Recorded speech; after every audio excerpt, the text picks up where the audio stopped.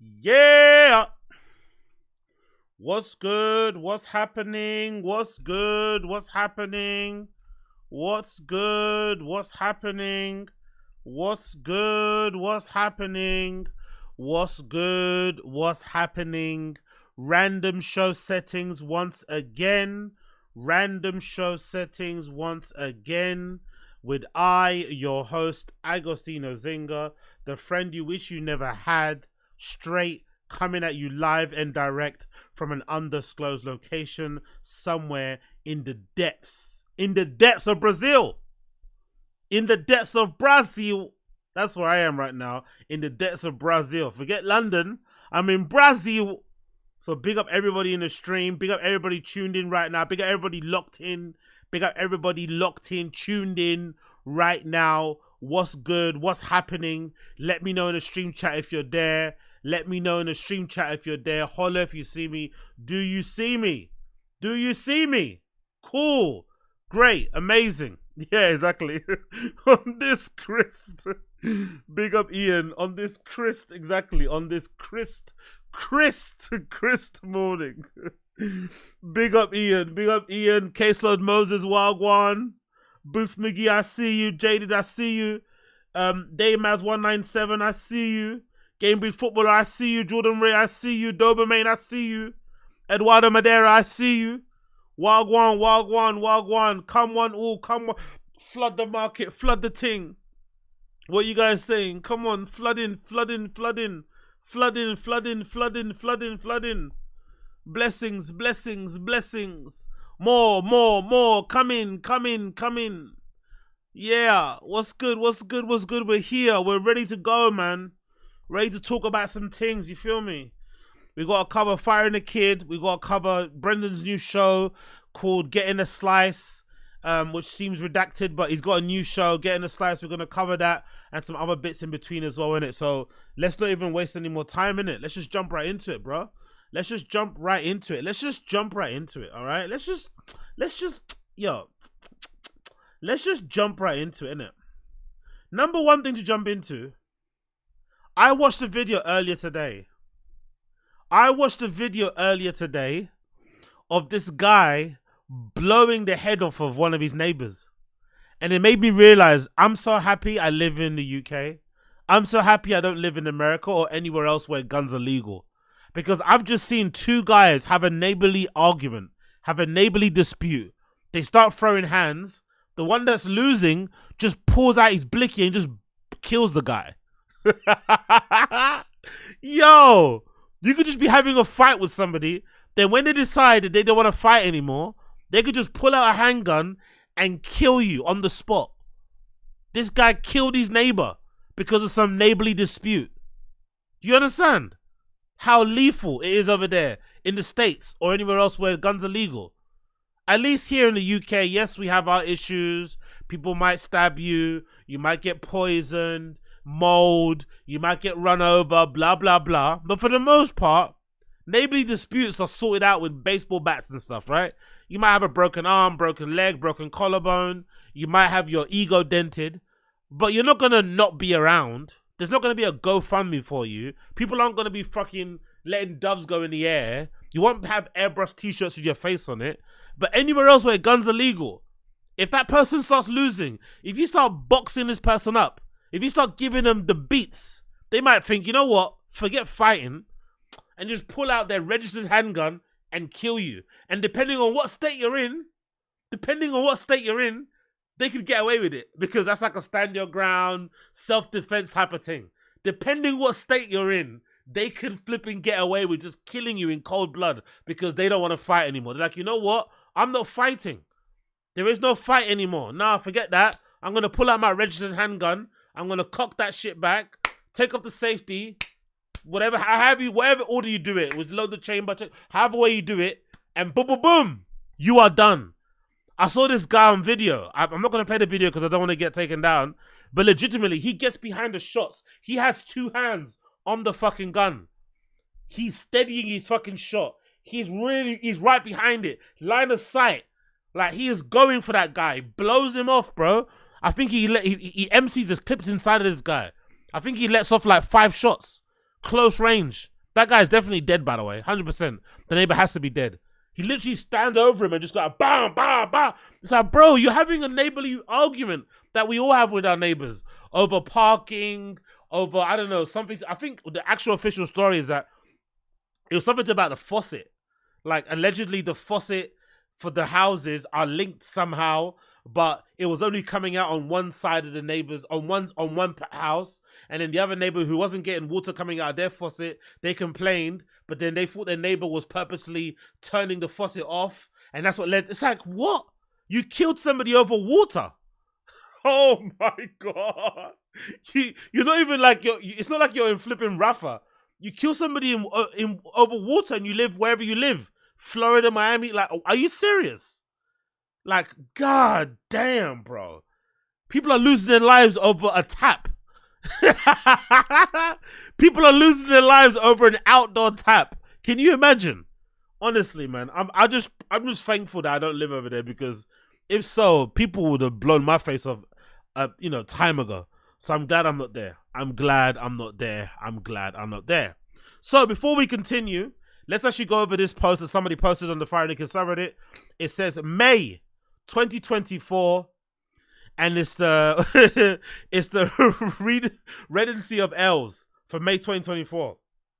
It's amazing, isn't it, right? Even when it feels like it's a dead month and a bit quiet on the Bappaverse front, you still get a month full of L's for one and only Brendan Schaub. So starting with Wednesday, the 1st of May, we have praise his son for bullying big time Eric. Oh yeah, true. That's I don't actually remember that. What did he say about his son bullying somebody? I don't remember that, but still. The 3rd, post Chang's meme, redacted lawsuit update. 4 of May, lies about vax status.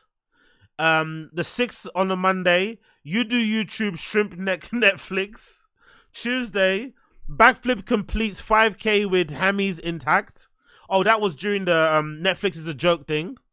On the Wednesday the 8th, Rampage Jackson guest calls out Papa on the podcast. Oh yeah, that was that guy that lost a bunch of fights that said he wants to fight Papa. Actually, he didn't respond, did he? Brendan never responded to that guy, actually. He's completely ignoring, which is probably right, because I think that guy's a little bit unhinged. He's funny, but I also think he's a little bit crazy, so it's probably right for Brendan to ignore him. Black belt in bot buying, allegedly on the 9th. I don't remember that one. On the 10th, it says can't talk, just go. I don't remember that either. On the 14th, we've got Ronda Rousey's autobiography mentions Bappa redactionist. That felt like just the other day, innit? That felt like just the other day. We have a clip actually about Ronda Rousey we're going to play later on and laugh at. 15th, publicly disparages his own mother again. I don't remember that one. Ronda Rousey's ex responds. Who's Ronda Rousey's ex? I don't remember that. Oh, maybe Dana White. Some would say the fakest story on the 17th. On the 21st, we got insult somebody's speech by quoting himself. On the 22nd, we got insinuates most working people are lazier than he is. On the 23rd, have you seen my baseball? On the 28th, I don't know what success looks like. On the 29th, never took an L. And on the 30th, happy living the healthy life, huffing gas. So, recency of L's for Papa continues. A recency of L's for Papa continues. I wonder what we have in store. What we have in store for Papa in the coming months. I wonder what we have in store. One thing we have in store that's a bit strange. I'm not just sure if you guys agree with this, but I don't know what's happening. This is a bit strange for me. I think this is a bit weird. I think this is a bit odd, personally. But there's this narrative going on right now on the timeline, or not on the timeline, currently on the Fire and the Kids subreddit, which is as follows. I'll put this on the screen so you can see. The current narrative that's going around now is regarding Theo Von. Theo Von's coming in for some stick now. I think it's a bit of revisionist history.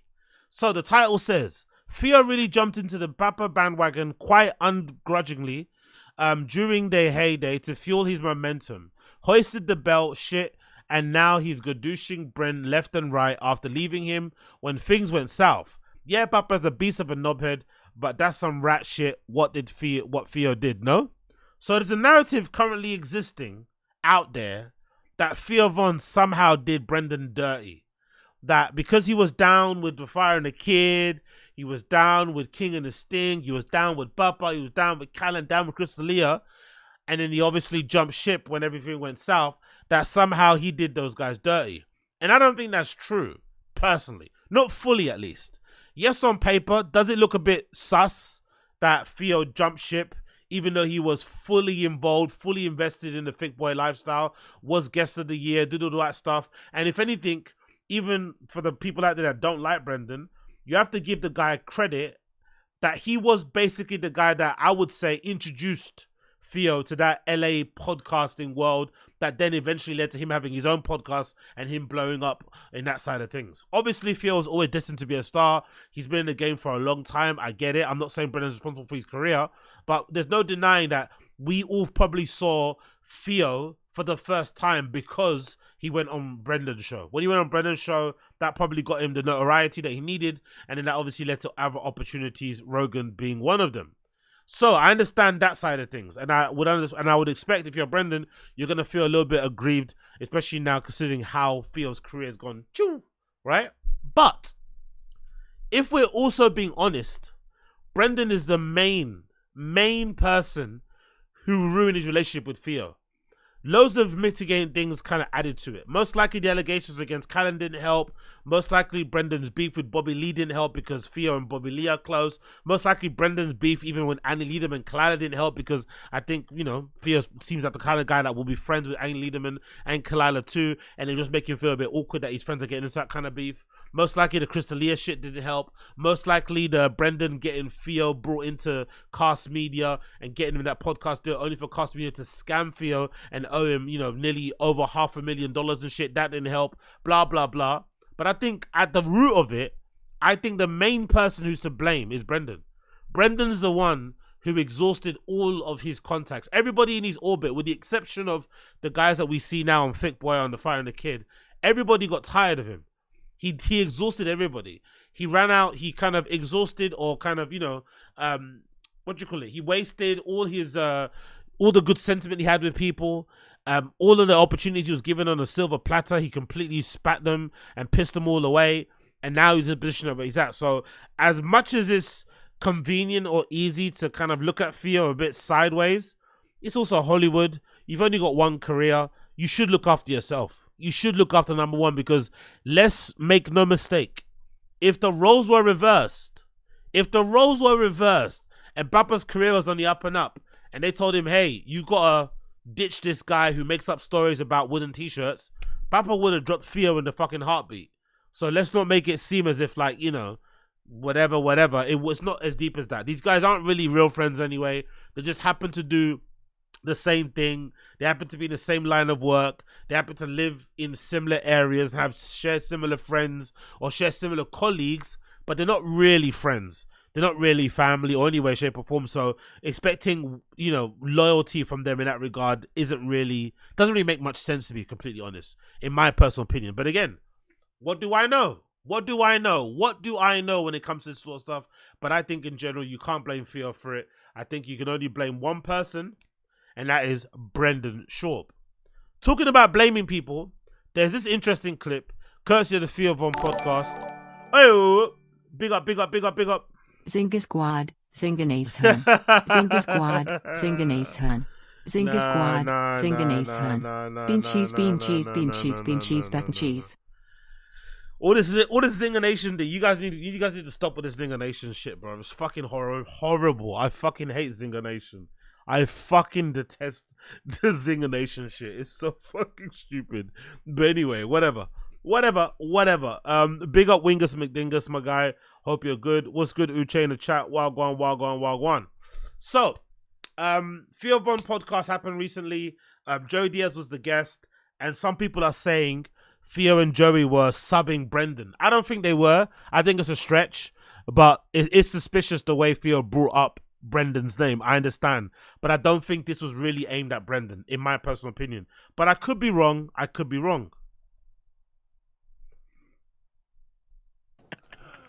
Fucking crazy. God. I guess the best thing is remembering stuff from growing up. That's something that that's my favorite thing, is just remember. Oops, wrong clip.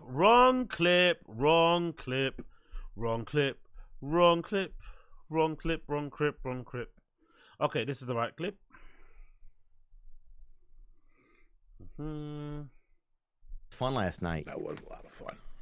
It was fun just seeing you. It's been 4 fucking years, Theo. I know, dude. Since the pandemic, man, I haven't seen anybody. Yeah, it's so funny. I didn't realize how much I missed seeing you until I got out of the out of the Uber at the mothership. And I was like, is Joey here? And they're like, yeah. And I literally, my legs, like I ran upstairs. Oh, I was so happy. First person I asked for when I got there, I'm like, where's fucking Theo? Yeah. Like, he'll be here later. Nah, man, we haven't seen each other. It's been, it's fucking crazy, man, what happens to life sometimes. Yeah, has it been good? Have you been feeling good in Jersey? It seems like everything's good. You look great. The first fucking year was a struggle because I was lost. I was fucking lost. I was like, what I was trying to do was, honestly, was just figure out what happened the last 30 years. Jay was the only one that actually took a break, during the whole COVID thing. He's the only one that actually responded to it like a normal human. He moved away from LA, went to live in Jersey, maybe partly due in part to all the cancellations and shit. Maybe he was worried about that.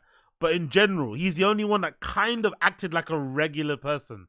Took time to just relax and chill, do a bunch of podcasts on Patreon, release a book, and just relax. Take his time away from fucking stand-up and just chill. And now he's come back and he's more in demand than ever. And I think Joe Rogan is begging him to move to Austin. I think last time I saw a clip that Joe Rogan said he bought Joey a house and whenever he's ready to move down, he can move down whenever he wants to. But he's the only one that responded to it in a semi-normal way. Everyone else, especially Bappaverse, Brian, Callen, Brendan, those type of dudes, they just kept on keeping on. They just did not stop. They kept performing for the entirety of fucking COVID. They were essential workers. They were out there fucking spreading COVID around, killing a bunch of people, getting people sick for nothing, really. Imagine going out and catching COVID because you want to see Brendan and Brian Callen perform. Imagine. And then only for Brendan to end up quitting comedy a year later. After when the pandemic hit, we were all gung-ho. We were very all gung-ho. Oh, yeah. But like by May of the pandemic, I was like, what the fuck happened? I came here, I auditioned for Mitzi Shore, and I don't know what happened. Like here we are. Yeah. Movies, talking to this guy, talking to that guy. The store at the end, before the pandemic, it was something that you'll never, ever see again. I still remember I would do spots and then go to the kitchen after my spot and just sit for a minute and look out into the bar area and stuff. And it would be like celebrities, MMA people, the Clippers. It was something every night. It was just too overwhelming. Yeah. You know what's funny? Since Rogan moved to Austin and opened the mothership, no one talks about the Comedy Store anymore, innit? Remember when everyone was like, the Comedy Store is a place to be. It's never been better, blah, blah, blah, blah. The moment Rogan and his butt buddies moved to Austin, suddenly no one talks about it anymore. And there's nothing wrong with the Comedy Store. The Comedy Store is thriving. They're booking shows all the time. It looks like a fun place to be still. Nothing's changed, really. But no one talks about it with the same type of reverence they did before. It's almost as if they were all full of shit. No one wants to speak about the Comedy Store. What, doesn't exist anymore? Isn't it a fun place to hang out anymore? You don't want to fucking gloat about it and talk about it ad nauseum. No, it doesn't count anymore, does it? I wonder why. Every time you left the store on Tuesdays or Thursdays, you got in your car and you had to fucking drive 30 minutes just to decompress. Yeah. Dr. Dre was hanging out at night before the fucking thing. He was coming into the store every night. It was just a scene that was, hard to believe. We had our own fucking thing.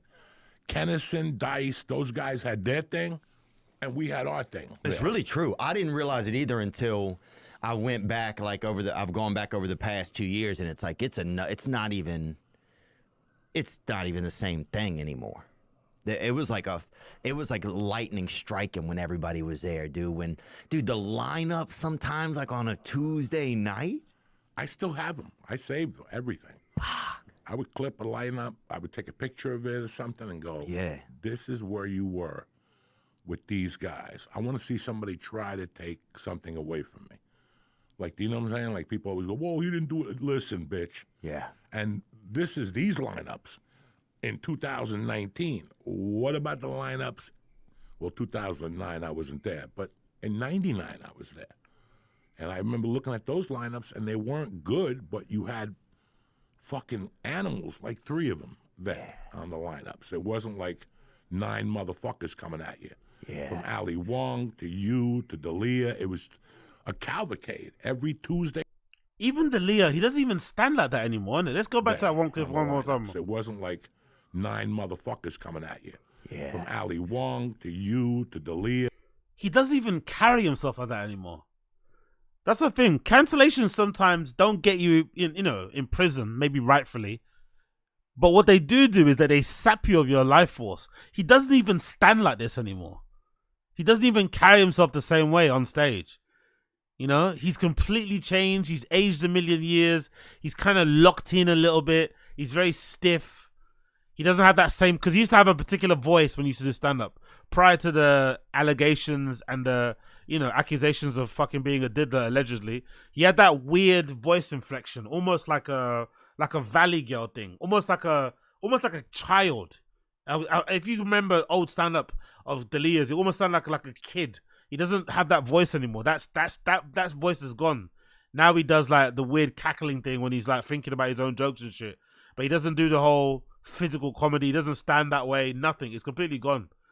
He's never gonna be the same again, is he? Really, to be honest. Yeah, it was a cavalcade every Tuesday and Thursday, and everybody got along.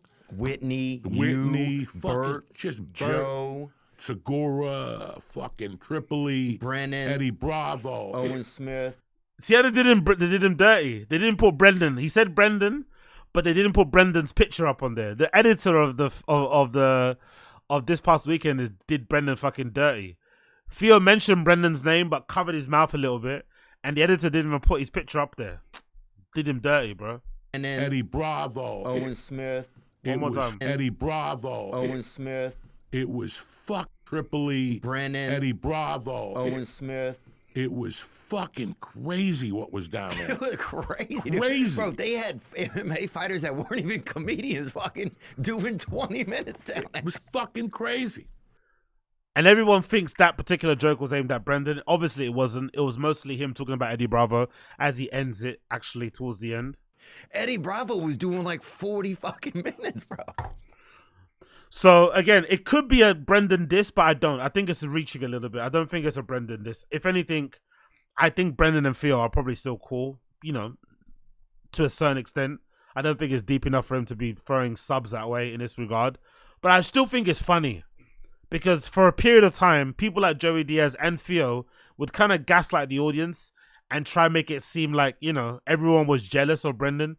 That's why they were saying his comedy sucks, which is weird because we weren't even there. That's the thing that's really interesting about the Brendan phenomenon. When he was doing stand-up comedy and we didn't see it, and we were saying, no, he's terrible, he's horrible in pods, there's no way he's good on stage, these guys who saw him every weekend in clubs were gaslighting the audience and saying, nah, you guys are just jealous because he's got a car and he looks like a bully and blah, blah, blah, blah. He's actually a great guy and he's fucking funny. But then, as fortune would have it, we then got evidence of him on camera doing stand-up, and guess what? He was fucking terrible. And they probably saw it. They probably saw how terrible he was from the inception, yet they were defending it. Why? Because he was fucking Rogan's friend. So it goes to show these guys are all, FAKE basically. You know what I mean? As long as you've got Rogan's grace, they basically turn a blind eye and they kind of bury their head in the sand. But then on other podcasts, they're going to lecture you for fucking hours about the sanctity of stand-up and who has to do it, who doesn't do it. It's like, bruh, you had a fraud amongst your fucking ranks forever and ever and ever, getting spots that you didn't deserve, making a mockery of this hallowed art form that you have, and you said nothing. And now that he's been thrown away and discarded to the side by Rogan and co, now it's safe to kind of make some jokes and, ha ha hee hee ha ha ha. But in the beginning, none of them wanted to say that because they didn't want to piss off Rogan. Pretty diabolical. But in this particular clip, I don't think they're going at Rogan. I think it's mostly an Eddie Bravo thing. I think people are reaching with this one. I don't think it's that deep. But again, I could be wrong. I actually could be wrong. You never know. I could be actually wrong. Talking about the comedians and talking about how few of them exist. Let's play this clip, courtesy of the Find a Kid subreddit. This is a beautiful clip. The Few, The Proud, The Comedians. It's from 4 months ago. It's not a recent thing, but it's fucking hilarious. I'm sure some of you guys are going to get a trip out of this one. How many fucking professional stand-ups are there? There's so few. Yeah. There's 1 million doctors in America. Because there's only like 1,000 of us on Earth. Yeah. Smart people can't do it. But going to a nightclub and just making 250 people have a good time is one of the best things on Earth. Yeah. This is where the woke meets the wall. The woke meets the wall with stand-up comedy. And, you know, there's a good argument, a real good argument, that comedy clubs should be some sort of an essential business. Yeah. Jesus Yeah, Christ. in the comedy world, we say Brent the last Rogan. line of defense. The last line of defense. Fucking no. Last night defense. Monday morning. Bada, bada, bada, bada, bada, bada, bada, bada, bada, bada, bada, boo. Woo, bada, bada, bada. That's Mortal Kombat. He was Mortal so Kombat. drunk. He was so fucking drunk. Yo, only an American would try and sober up with an energy drink. You Americans are fucking crazy. Only an American would try and sober up with an energy drink. Imagine, you spent the whole fucking night banging whiskeys, and the next morning, instead of drinking water, you drink a fucking energy drink to try and sober up. Excuse me? Fucking get a bottle of water, man. Stop being a weirdo. But yeah, I fucking love it. Honestly, I fucking love it. Essential business, yeah. Rogan, and if anything, I think that whole like essential business and, you know, comedians are part of the 1,000. I think that mindset was drummed home, or was like, you know, ironclad and really affirmed when COVID happened. I think Rogan's brain was completely broken during COVID, and I think he was really more hell-bent on making sure that no one would ever take stand-up away from him again. The stage would be his, which probably might be one of the main reasons why he opened the fucking mothership. It's like, I don't ever want to be in a position where I can't do the thing that I love to do.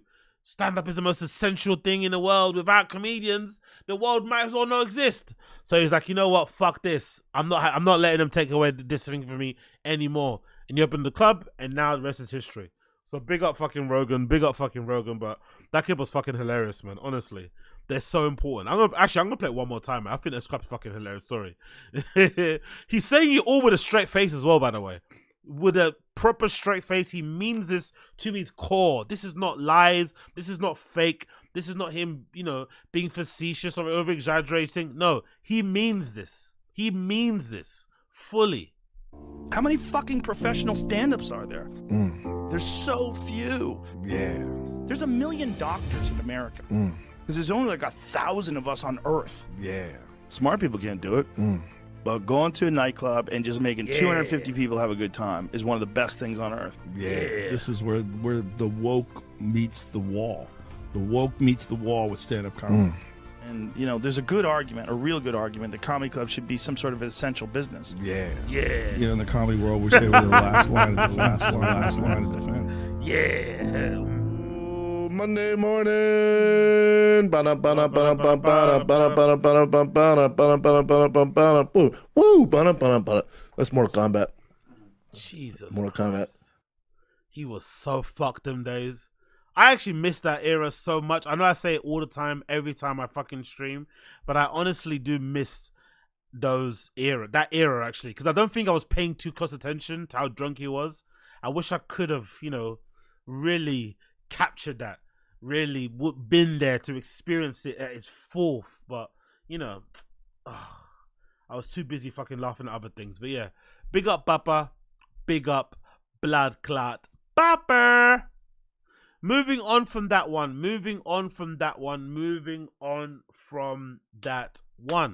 We got this clip courtesy of the No Jumper subreddit regarding Almighty Suspect saying that he doesn't fuck with Sharp.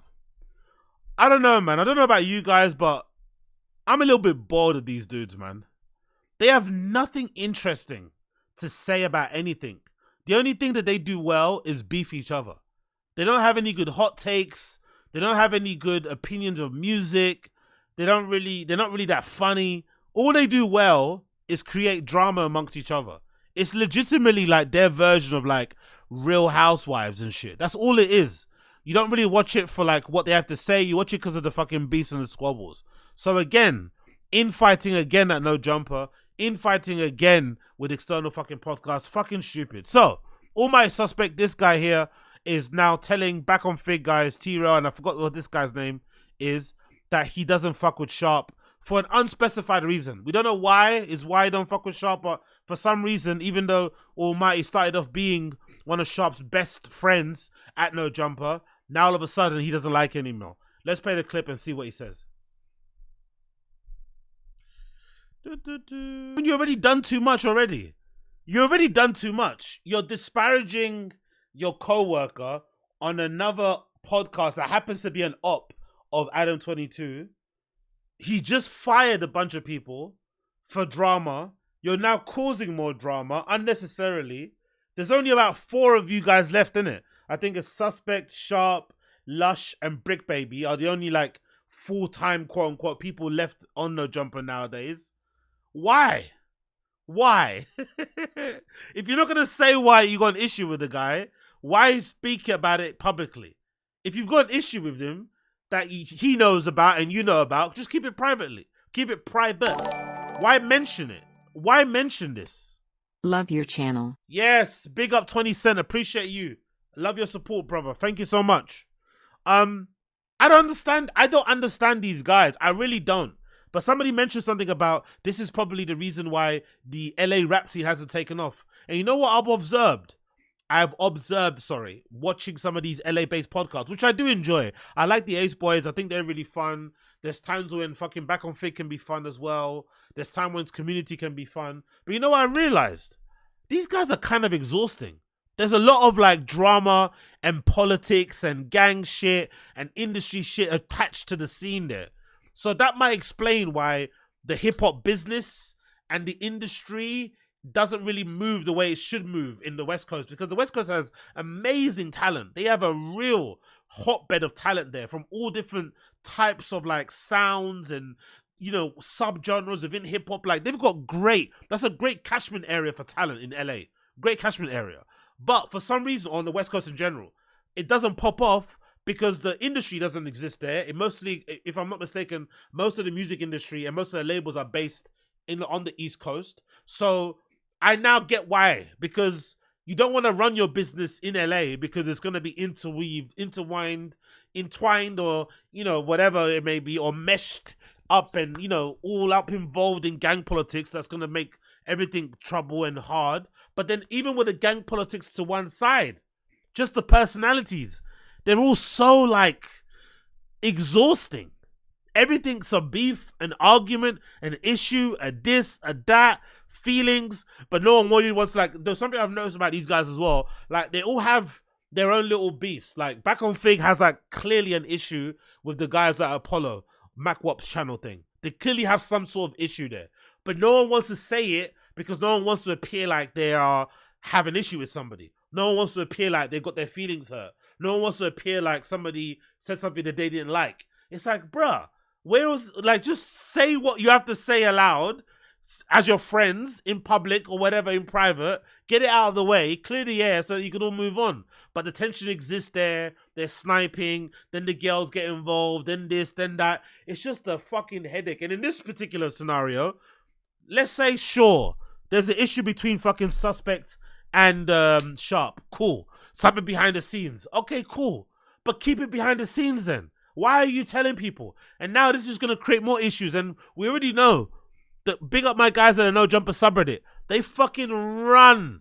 They run these guys. They literally run them. They run them. They fucking play these guys like fucking puppets. They're going to see this now, and then they're going to spam Sharp stream. Oh, Suspect doesn't fuck with you. He said it, he said it that. He's going to reply. Then they're going to bounce onto Suspect stream. Oh, Sharp said this. And then they start beefing once again through super chats. Who else does that? What other grown men do you see on social media who beef with each other, even though they've got each other's phone numbers, through super chats that fans send in? Fans just like stoke the fires. They shit stir. They say something in the super chat, and these guys fly off the handle. What? What'd he say? Huh? What? Huh? Like, God almighty, man. It's so exhausting. It really fucking is. Because if you're not going to tell us what happened, just keep it to yourself, in my opinion. But again, what do I know? So you're the problem. So they're your friends, but they're not your friends. So leave then, innit? If you don't like, I don't know, like, and I actually like Suspect. I think he's a good host. He's a good personality, but it's like, what is all this? Like, what is this? Like, what is this? What is the beef now? It's like, and I also, I'm the only person that says this, but I don't really get all the fucking hullabaloo about Sharp having the fucking shrine to Drake in his fucking bathroom. Yeah, is it a little bit weird? Cool. But does it deserve, like, non-ending fucking insults and like, is it really that deep? Really? Yes, it's a bit pathetic. Yes, it's a bit lame. But does it really deserve this much of attention? Really and truly, does it? No. Who gives a fuck, man? Legitimately, that's like a male version of those live, laugh, love fucking posters. That's all it is. Or one of those, or like a hip hop version of like guys who have like the Tupac fucking mugshot on their fucking wall, or the mugshot of fucking Pablo Escobar, right? Like it's not that deep. It's a bit lame. It's like when you walk into a guy's house and he's got one of those, I don't know if you guys have seen those guys that have those like paintings. It's like a painting a little bit where they have like, they'll put like, no, sorry. Have you seen those guys that have those things they put on their wall, like artwork? It's basically like a frame. It's like a resin thing. It's like a resin. That's what it is, a resin thing. So they'll get like a gold AK. They'll get like a gold Uzi. They'll have like a grenade in there. They might have like a mugshot of some big criminal or something, and maybe something else, maybe a chain, and they'll put it in resin. It'll set, and then they'll hang up on their wall. People have that. It's lame. Yes, is it lame? Of course it is. But is it worth you having to diss somebody again and again? It's like, come on, bro. Okay, like, I don't know. It's like, what more do you want? I don't know. It's a bit too much. Like, we get it. You think it's lame.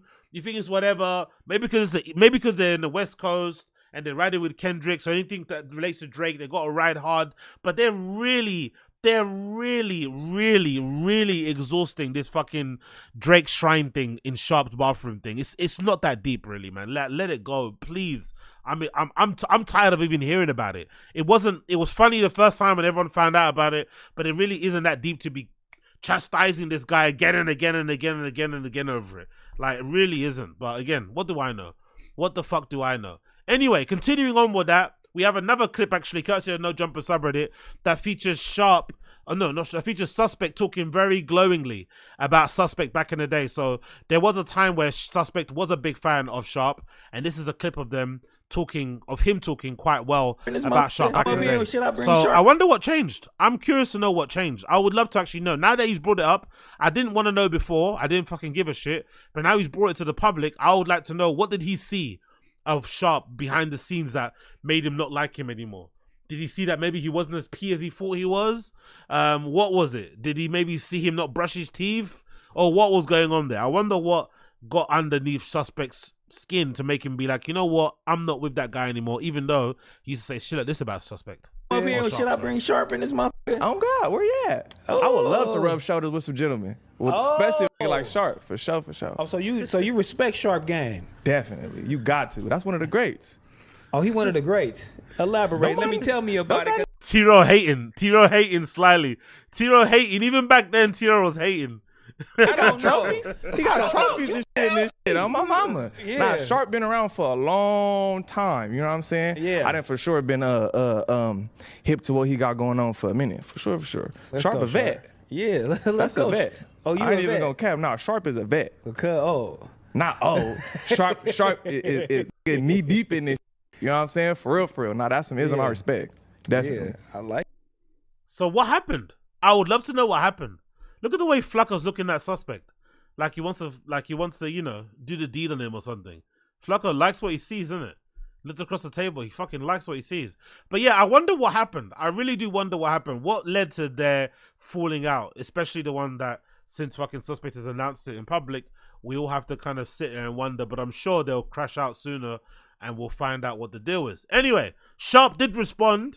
Sharp did clap back and respond and say his piece. So let's hear what Sharp has to say about Suspect and him saying he doesn't like him.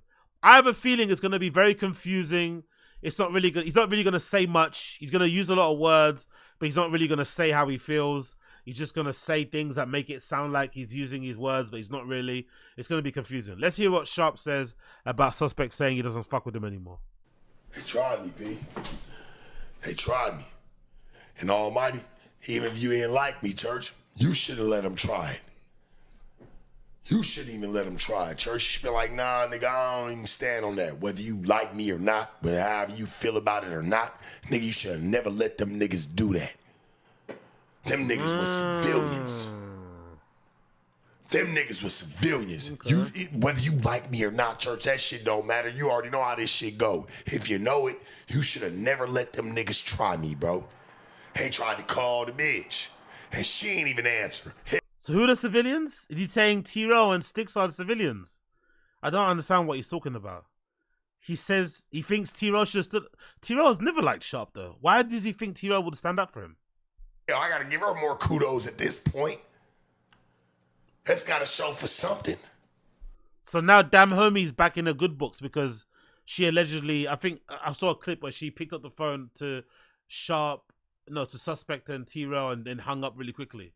So now, I don't get this, but isn't Damn Homie an op? Didn't she start the rumor about you drinking piss? Why are you bigging up Damn Homie? That shit gotta show for something, homie. Huh? You should have said, nah, we ain't gonna do that. That's not what we gonna stand for. So Sharp now expects Suspect to back him, even if he doesn't like him privately, to back him publicly. Because what? They're like, no jumper soldier? I don't know. I don't know what he's talking about. I'd be like, damn, the nigga don't like me, but damn it, he mean business. But what about if he doesn't think you mean business either, and he doesn't like you too? Man, that's real shit. Damn it, he mean business. He know how this shit go. Ho say is no say, nigga. Especially in this movement, this department. Should shut that shit down, cause nigga, I would've for you. Like, nah, we ain't gonna do that. Hell, they been trying to try you all night. Nah, nigga, we ain't doing that. I could've bit off 100,000 of it. What? They been trying it all. How many times did he try and sip the drink, by the way? That was fucking incredible. He tried to sip the drink like 4 times, or is it 6 times? How many times did he try to sip the drink? Movement, this department. Should shut that shit down, cause nigga, I would've for you. 1. Like, nah, we ain't gonna do that. Hell, they been trying to try you all night. Nah, nigga, we ain't doing that. 2. I could have bit off 100,000 of it. 3. They been trying it all night. But we ain't gonna do that. You should have told them you ain't gonna call that bitch for what? Hell, she had to shut it down. 5. That's crazy. 6. Oh, he finally drank it at 6. 6 sips. I respect game for game. I don't care about none of the extra shit.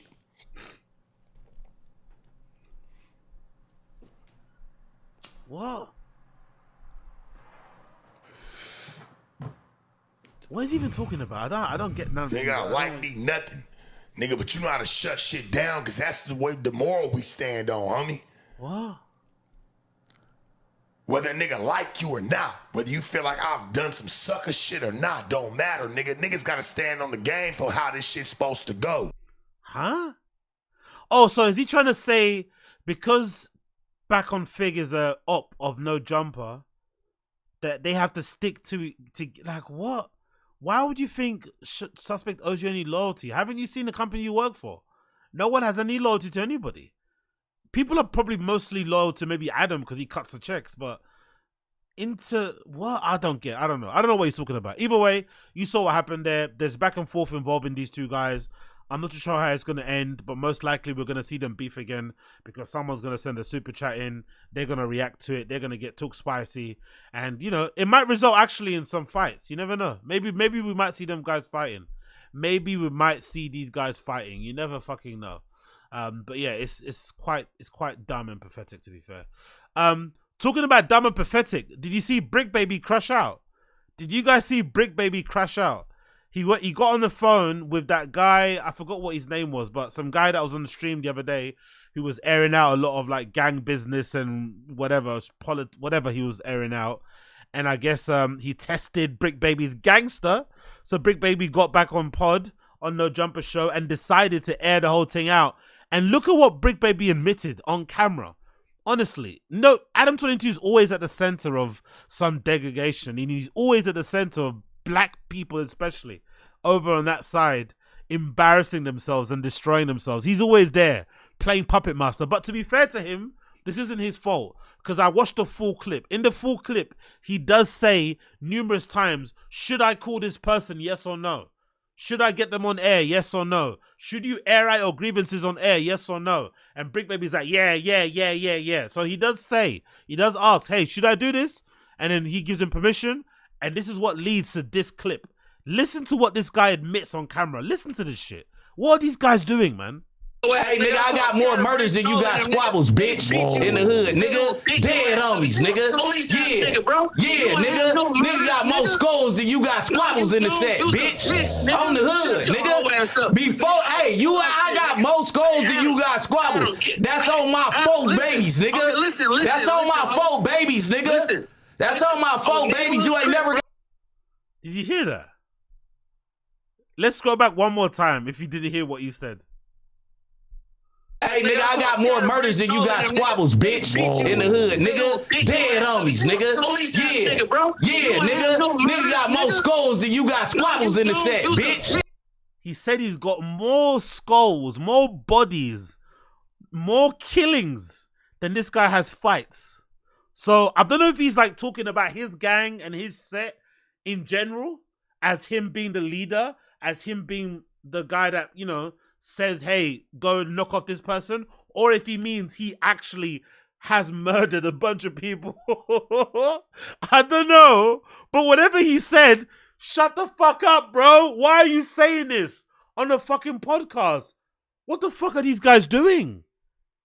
Why would you like, why is this like a threat to intimidate somebody? Why not just say, I'm gonna fuck you up when I see you? Why do you need to tell the person, I've killed more people than you fought? That's an insane threat. That's an insane thing to admit. Just say, I'm going to fuck you up when I see you. Hey, I'm going to crush your head. I'm going to make your mama cry. I'm going to break your leg. Whatever you have to say about that person. But why do you have to include all of these fucking slayings you've done? Why do you have to include everyone that you've kind of, you know, struck down? What the hell? I've got more bodies, what's that, skulls, and you've got skulls. So what, you collecting skulls now? Huh? You got them buried in your fucking garden, like a serial killer. What? Hey, nigga, I got more murders than you got squabbles, bitch. In the hood, nigga. Dead homies, nigga. Yeah, nigga. Nigga got more skulls. I love it when people like argue with somebody on the phone, and they argue like the person's in front of them. I love that shit. I love when people, especially black people anyway, right? We argue like he's arguing on air via a microphone like the guy's right in front of him. Yeah. Hey, nigga, I got more murders than you got squabbles, bitch. In the hood, nigga. Dead homies, nigga. Yeah. Look at Lush's face. Look at Lush in the background. Lush is like, whoa. I might have to call my daddy. Whoa. Brick Baby crash outs are the best, bro. What the fuck is he doing? Hey, nigga, I got more murders than you got squabbles, bitch. In the hood, nigga. Dead homies, nigga. Yeah, nigga. Nigga got more skulls than you got squabbles in the set, bitch. On the hood, nigga. Before, hey, What does it mean? Does he mean like Alexander McQueen scarves? Does he mean, you know, what does he mean? Does he mean chrome hearts?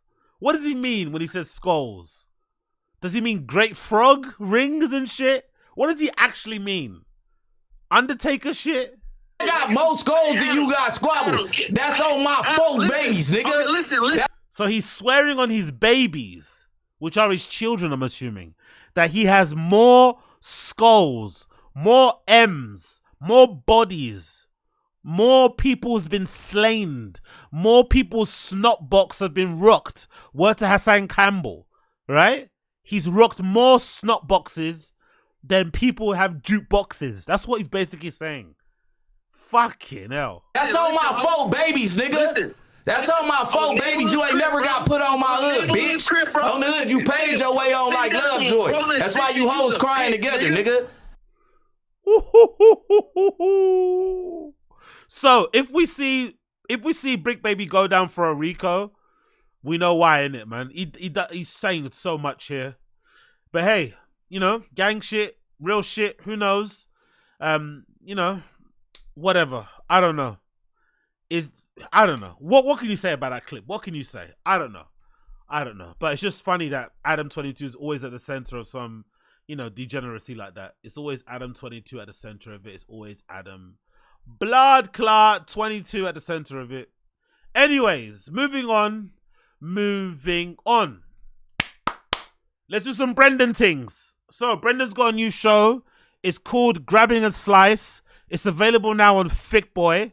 So for those of you that like Thick Boy, that like thick things, let's check out this show and see Wagwan. It's called Grabbing a Slice with Brendan Schaub. It features the MMA fighter called Mikey Musheshi, or Musumichi. Michael Musumichi. I think it's trying to pronounce his name. Brendan's got a new show. They're doing that together. We're going to watch it like a family and see Wagwan. It's Brendan's second attempt at doing a food show. He had Food Truck Diaries that was quite successful. That might have been actually the best show under Thick Boy. I think, as I've said it categorically, that I think Food Truck Diaries is the best show under the Thick Boy umbrella. Unfortunately, you know, Brendan's a redact and he still fucked it up anyway towards the end. But it definitely was the one show that had potential to actually be something. But again, it ran its course. We haven't had a new Food Truck Diaries show in many months. So, you know, maybe that's kind of ended. But regardless, we've got a new show now called Grabbing a Slice with Brendan Schaub. It's available now on Thick Boy channel. God damn, look at the downvotes. I haven't even watched it yet. Fucking hell. Look at that ratio. 465 likes, 608 dislikes. Jesus Christ. And isn't this Mikey Musumichi? Again, I'm not really that balls deep in MMA, but isn't this kid kind of popular and well-liked? What the fuck, man? Brendan got one of the most like well-liked guys, I think, in MMA to sit down on an interview and still look at the downvotes. Fucking hell. Okay, anyway, let's see what they have to say. Grabbing a Slice, courtesy of Thick Boy with Brendan and Mikey Musumeshi. Let's see Wagwan. What's up, guys? Your boy Mikey Mushimeshi from One Championship called me, said he's in LA, said he's starving. I know he's a pizza head. Oh shit, is that Malik sitting down? Is that Malik? Did I see Malik there sitting down? Mushimeshi from One. Oh no, my bad. See? I'm doing that thing that people always do. Whenever you see another black person, you think they will look alike. I thought that was Malik. I legit thought that was Malik, like a little cameo. He's going to come in and do a little skit.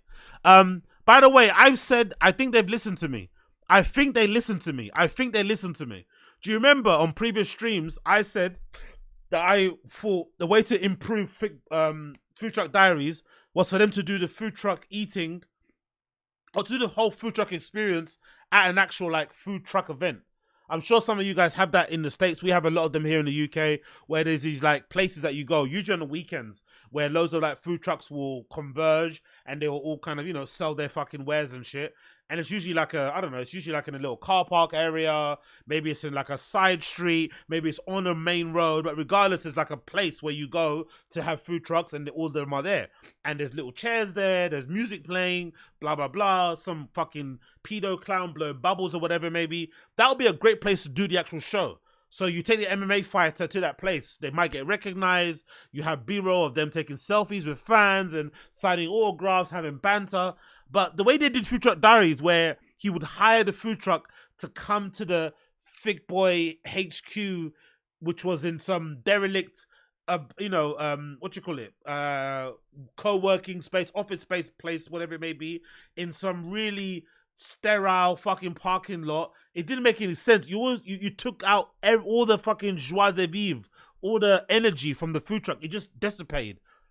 It just went away. But if they did it in situ, in the actual on location, it would have worked much better, I think. So it's good to see them actually going to a pizza shop and actually, you know, being amongst other regular civilians, as they say. So good points here. Let's continue. One championship called me, said he's in LA, said he's starving. I know he's a pizza head, so I decided to bring him down to my favorite pizza spot in LA. Let's get a slice.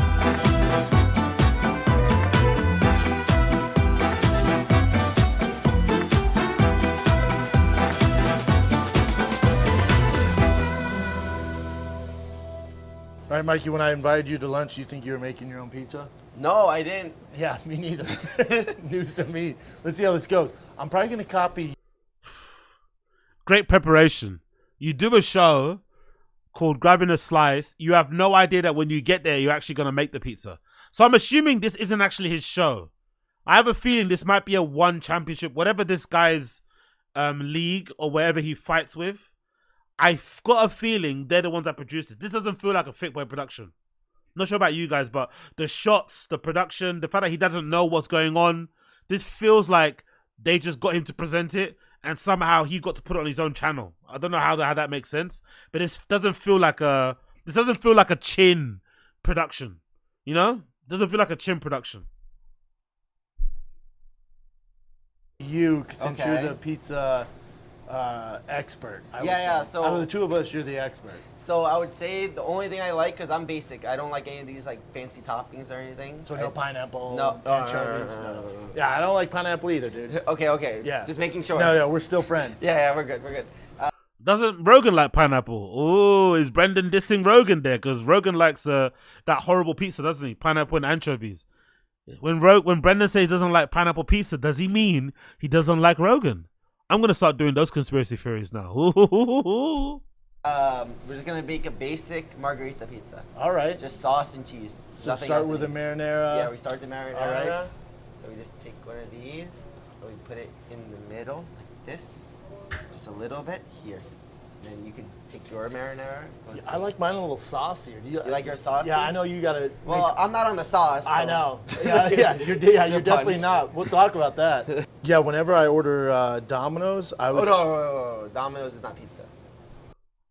Of course, Brendan. To be fair, though, I guess LA pizza's not that great, right? I would assume so.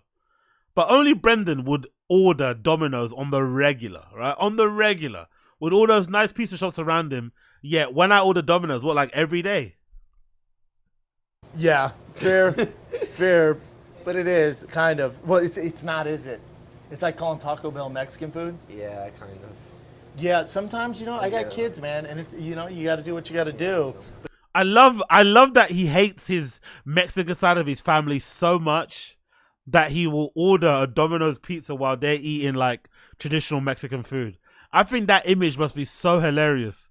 He's so fed up of them speaking Spanish around him, doing all their Mexican things, being jolly and loving and community driven and tactile and laughing and just loving life as Mexican people do and sharing food, having a blast, all the flavors and the colors.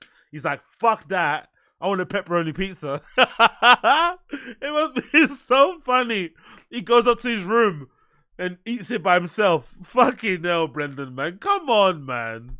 But here, if you're ever in a pinch and you need a nice hot pizza, from Domino's, what you do is you always order the extra sauce. Because they have to make it fresh. I like extra cheese. Is that basically true, by the way? I think that is true, isn't it? People do that, right? You ask for extra sauce or extra toppings and shit, I'm assuming. Or maybe you do like the whole like cheese crust topping, the cheese crust thingamajiggy. But again, I don't really order pizzas. I'm not gonna lie. That's one thing I don't do. I don't really order Domino's and shit. If I get a pizza, it's usually when I go out to a restaurant and shit. I don't really, if I'm gonna have a pizza at home, it's probably be a frozen one or one I'll make myself. But ordering a Domino's, it feels like a bit of a waste sometimes. You know what I mean? Like they're not that great anyway. They're always fucking shit. Ordering a pizza from Domino's is almost like getting a sandwich from Subway. It sounds like a good idea. Then when you have it, you're like, fuck, I should have just made my own sandwich. Sauce? No. So just a little, this is a good amount of sauce and we're good to go. Now, we add some cheese. That's it. Now we add some cheese. You keep it simple. So you'll eat pizza, pasta, but you keep it simple. Just simple, just cheese, sauce. It doesn't need anything else. And you're good with. Yeah, and I'm also not big on the sauces. I like to have mine lightly done. I don't like mine soupy. And also the cheese, I don't like too much. I don't want it to be like fucking, like I don't like Instagram fucking strings of cheese everywhere. I just like a nice drizzle on top just to give it a nice bit of, a nice bit of crunch, but nothing too crazy. I mean, you literally just eat pasta and pizza after your workouts? Yeah, but I'm going yeah, big up Booth McGee. We fat over here, Yo, once you make your own pizza at home, it's a wrap. There's no going back. Once you figure out how to make your own pizza at home, it's a wrap. Like, I'm not even gonna admit how many I've backed down my throat, but real fat boys, real big back boys, Wagwan. All my big back boys and girls in the chat, Wagwan with homemade pizzas. You know what the fucking deal is. I have weight classes, my next 2 matches in one. Oh. So, couple more pizzas coming. Couple more pizzas and more meat. I'm eating more like octopus and different things like that. On the pizza or separate? Separate. Never on the pizza. No. Okay. I was gonna say, you're giving me shit for pineapple? Octopus on the side. Octopus on? Octopus pizza, no. But more protein. But you literally, like, that's your diet? Yeah, pasta. I just like a lot of pizza. Yeah. That's perfect. So for you to... yeah, exactly. Big up Wingers. Exactly. The dislike ratio is fucking dicey. So far, it's a regular show. Nothing offensive. I wonder why this has got so many dislikes. So far, we're only 2 minutes in. Standard show. They're making a pizza. Actually, it's maybe the most entertaining content I've seen from Brendan in a long time. He actually comes across pretty well. They have some good banter. He's a former fighter. That guy's currently fighting. So far so good. I wonder why some 600 people have pressed thumbs down. Let's see. Increase weight, you'll just up the calories with the same diet. I just eat the same foods I'm eating, but just a little more protein, like more octopus and more food like that. But and you said the fight would be at 170? My fight in September is 170. My next fight is 145. I typically do 125 and 35. I'm aware, dude. So 170 is a big... But I'm not going to be 170. No. I'm just going to be just physically feeling good and strong, like training. Yeah, you won't have to cut any weight. Yeah, you don't have to worry about anything. So that's why I'm just right now just eating a lot of calories where I can recover, so I can just keep training to the max, right? I mean, sounds good to me. Yeah. And then because you travel international a ton, so is it hard to find pizza, like, say, when you're in Thailand? Thailand can't have good pizza. It has good pizza. No. Yeah. So really? Shout out Pizza Massilia. Really? Like, Why wouldn't Thailand have good pizza? He's got such an old, like, semi-racist brain, innit? Why would you think Thailand wouldn't have good pizza? They make great food. Why wouldn't they have great pizza there? Does he think you can only get good pizza in, like, Italy? It's such a weird thing. Thailand, they don't have pizza there. They make their pizzas on, like, fucking bamboo or something, or... You know what I mean? Like, they don't use dough. They, like, cut the fucking ears of elephants and use that as a base. Like, what the fuck does he think Thailand is?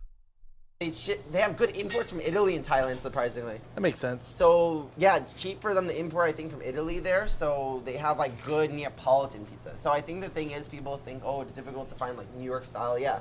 But Neapolitan pizza is pretty much everywhere now. Yeah. It's, like, healthy Neapolitan pizza. It's from Italy. So even in Thailand?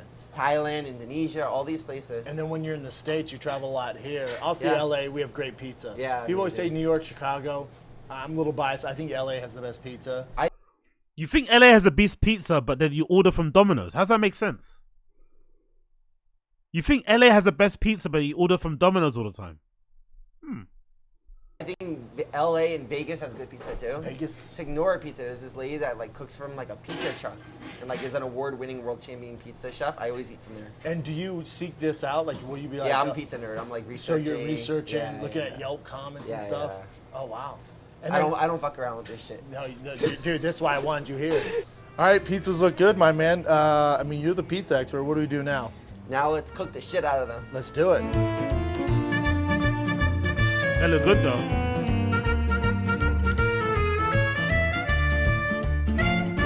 All right, Mikey, let's dig in. Yours looks piping hot, and yours does, for the record, look better than mine. They both look good, but yours... So how I am is, when I finish training, I just finished training. I trained like 4 hours. So when I eat the pizza, it's like a kid Christmas morning. You know when you run down like for the presents and Santa? Like, it's have that vibe always when I eat the pizza right Cookie now. Monster vibe. Yeah, like we're ready to go. Yeah. This is gonna be an interesting show because Brendan likes to eat. He looks skinny now because he's on Ozempic and stuff, so he looks very chiseled here. But he likes to eat. So it's gonna be an interesting show. Maybe that's why the dislikes are so hard. Because when he eats and he makes a lot of noise. So let's see what happens. Because he likes to eat. Let's see. So this is beautiful looking, right? Dude, I couldn't bring you to a bad pizza place. Hold on, did you say he's starving? Surely the premise of a cooking show or an eating show like this is that you don't go on the show hungry. You almost use the food as like a prop. But you're not, you know what I mean? It's almost like it's like Hot Ones. When people go on Hot Ones, they don't go there hungry. The whole premise of it is that you use the wings as a conduit, you know, as a sort of like, not conduit, but kind of like as a prop for the interview. You're just kind of going through it, and obviously the sweating and the spice, blah, blah, blah. But he's actually going to eat, I think. I've got a feeling, because he said he's hungry, no? Yeah. So this is beautiful looking, right? Dude, I couldn't bring you to a bad pizza place. No, I know it would be legit. Yeah. And the problem is, I can't lie, right? I know. So if this was shit, like my face would be so obvious. Yeah, that'd be a terrible ordeal. When it comes to jiu-jitsu, do you feel some type of way, and you can tell me next question, but like you're fueled by pizza. Legit, right? Yes. Amazing. Made my day. This is awesome. Yes. Wow. It's nice because it's a Neapolitan, but it has a New York crisp to it. Yeah. So it has like the best of both worlds. Yeah. Because New York is a little more crunchy. You sound crispy. Uh-huh. So it's cooked at a lower temperature than Neapolitan. So best of both worlds. Hell yeah. So it's clean, but it's also New York crisp. Pass the Mikey test? 100%. That's a big deal, Jay. Yeah, it is legit. That's a big deal, Jay. That's the owner. Big deal, Jay. Co-signed by Mikey. This kid seems really sweet and really nice. Why is he friends with Brendan? You know? He seems kind of cool. Very likable. How does he, why does he think Brendan's going to do something for him? He could do this show by himself and probably get more views. 100%. He's really nice. I like it. So I would say you're fueled, when it comes to jiu-jitsu, you're fueled by pizza and pasta. A lot of the competitors are fueled by steroids. Fuck it, yeah. So yeah, those fucking people, I hate those people because, because like, but when I was a kid, I really didn't believe you could win worlds without steroids, right? Because all the people I looked up to took so much steroids. But then I had like this Dan Gable mentality, right? You know Dan Gable, like the best wrestler, right? And these people are mentally weak. Correct. So I knew if I just worked harder than them, like I could beat them all. But even as a young kid, you realize they're on steroids. Like my hero growing up was Arnold Schwarzenegger. I thought he was just doing milk and protein. Like I didn't really... Well, they say milk again. My hero growing up was Arnold Schwarzenegger. I thought he was just doing milk and protein. Like I didn't realize how... This obsession he has with steroids and stuff. I know it's a current topic in like MMA and in combat sports in general, but sometimes I get the feeling Brendan's obsession with like steroids is almost like a weird cope for his career not going the way he wanted it to be, or not the way he wanted it to go. When it comes to football, whether it comes to not being world champion of the UFC, it almost feels like he has resentment that maybe he did steroids, but it didn't work the way it works for others. Or he was too honest and didn't do it. And if he did do it, he would have become world champion. He would have played for the Buffalo Bills or the Giants or whoever. Like there's something, whenever he speaks about it, it almost comes across as way more hate or jealousy, No, actual jealousy, actually, not even hate. Not even like professional sportsmanship, clean athlete hate. It almost comes with like a hint of jealousy. Like, fuck, man. All these cunts doing fucking steroids. If I would have done steroids, I would have been fucking Tim Tebow. I would have been fucking, It's like, I don't think it works that way though, does it really? But I could be wrong. That was about 3 months ago. He's on steroids. When I was a kid, I didn't know it right away, right? But then when you like start realizing like your goal to be a black belt world champion, and then you know that, then you realize it is, and they all have that mentality of being stronger. But then what happened was I just focused on technique, and I just needed more technique and variations in them. So it made my jiu-jitsu better than them. Yeah. And then I also had a stronger mind than them. Yeah. So now I know that mentality when I go in to fight these steroid people. I always know I have more jiu-jitsu than them, and I can break them mentally. You have more tools, and eventually they're going to break. And they're going to break. Yeah, it's just kind of a cloud over the sport. It's like the elephant in the room. You know, when you think of jiu-jitsu. What did he say? Elephant. What did he say? What did he say? It's just kind of a cloud over the sport. It's like the elephant in the room. The elephant in the room. What? And they're going to break. Yeah, it's just kind of a cloud over the sport. It's like the elephant in the room. You know, when you think of jiu-jitsu. He says it right, but it sounds wrong. No? There's something wrong about the way he says elephant in the room. One more time. Sorry. One more time. Yeah, it's just kind of a cloud over the sport. It's like the elephant in the room. You know? He's fucking brilliant, man. Honestly. He's fucking brilliant. He's got 2 degrees. 2 fucking bachelors. A Ferrari, a mansion, and this guy can't speak the English language. And allegedly he's white. Allegedly. You know, when you think of jiu-jitsu, I know especially kids now, like, they're on steroids. Like, no, not all of them, man. You know? So that's so Didn't you just say in a roundabout way that everyone's on steroids, and now you're saying what? Now in jiu-jitsu, everyone's on steroids so much that they made it a norm. So they look at you like you're like a bad guy, saying against steroids. Yeah. So good is bad now in jiu-jitsu, and bad is good. I'm in a position in my life where God gave me the opportunity He's testing me. Like, do I say something? Do I stay quiet? It's easier to stay quiet, right? Just be friends with everyone. Or do I stay vocal and speak out about it and try to make a difference? So I feel like I'm in that position in my life that, and I feel like that is a purpose I have, that God gave me this gift of jiu-jitsu. Yeah, and I think it's kind of your responsibility. It's like, my responsibility. You're this good, so you're the guy that can speak out. Because if you weren't good speaking out, Yeah. people like, no. Look, Yeah, how can you talk shit if you can't back it up? Yeah, he's not doing well, 100%. so clearly the guy's on steroids, you know? So I think 100%. that's why you're the guy to do it. But you're also... Is there like a big Christian thing in jiu-jitsu? Is that a thing? You're choking niggas out and you're what? You're like, what? Is that like a thing? I know there's a lot of like Christians in like CrossFit and shit. I didn't know there's a big Christian community in jiu-jitsu. You're literally, learning how to kill people with your fucking arms and legs and shit by fucking, literally blocking the fucking paths of their breathing. Like, how does that relate to being Christ-like? Anyway, still a good kid, but it's a bit weird. Also a guy, you're one of the nicest people I've ever met, but you're also, like, lately you've been in the news, social media, kind of, I don't want to say for the wrong reasons, but for reasons that I wouldn't think, like, when I think of you, I don't think of, like, conflict and stuff like that. Like, the Aljamain Sterling stuff, the Sneeko stuff. Like, with Aljo, I love Aljo, though. He's the best. Me and my friends. He's awesome. He's one of the best guys ever. We're at UFCPI, we hang out, like, good dude. Great guy, great athlete, great fighter. You're thinking, because he had just for the fans, he had a jiu-jitsu competition, right? And he had, like, the guy was butt scooting and pulling guard, and he was just, like, moving around, like trying to, like, dance and stuff.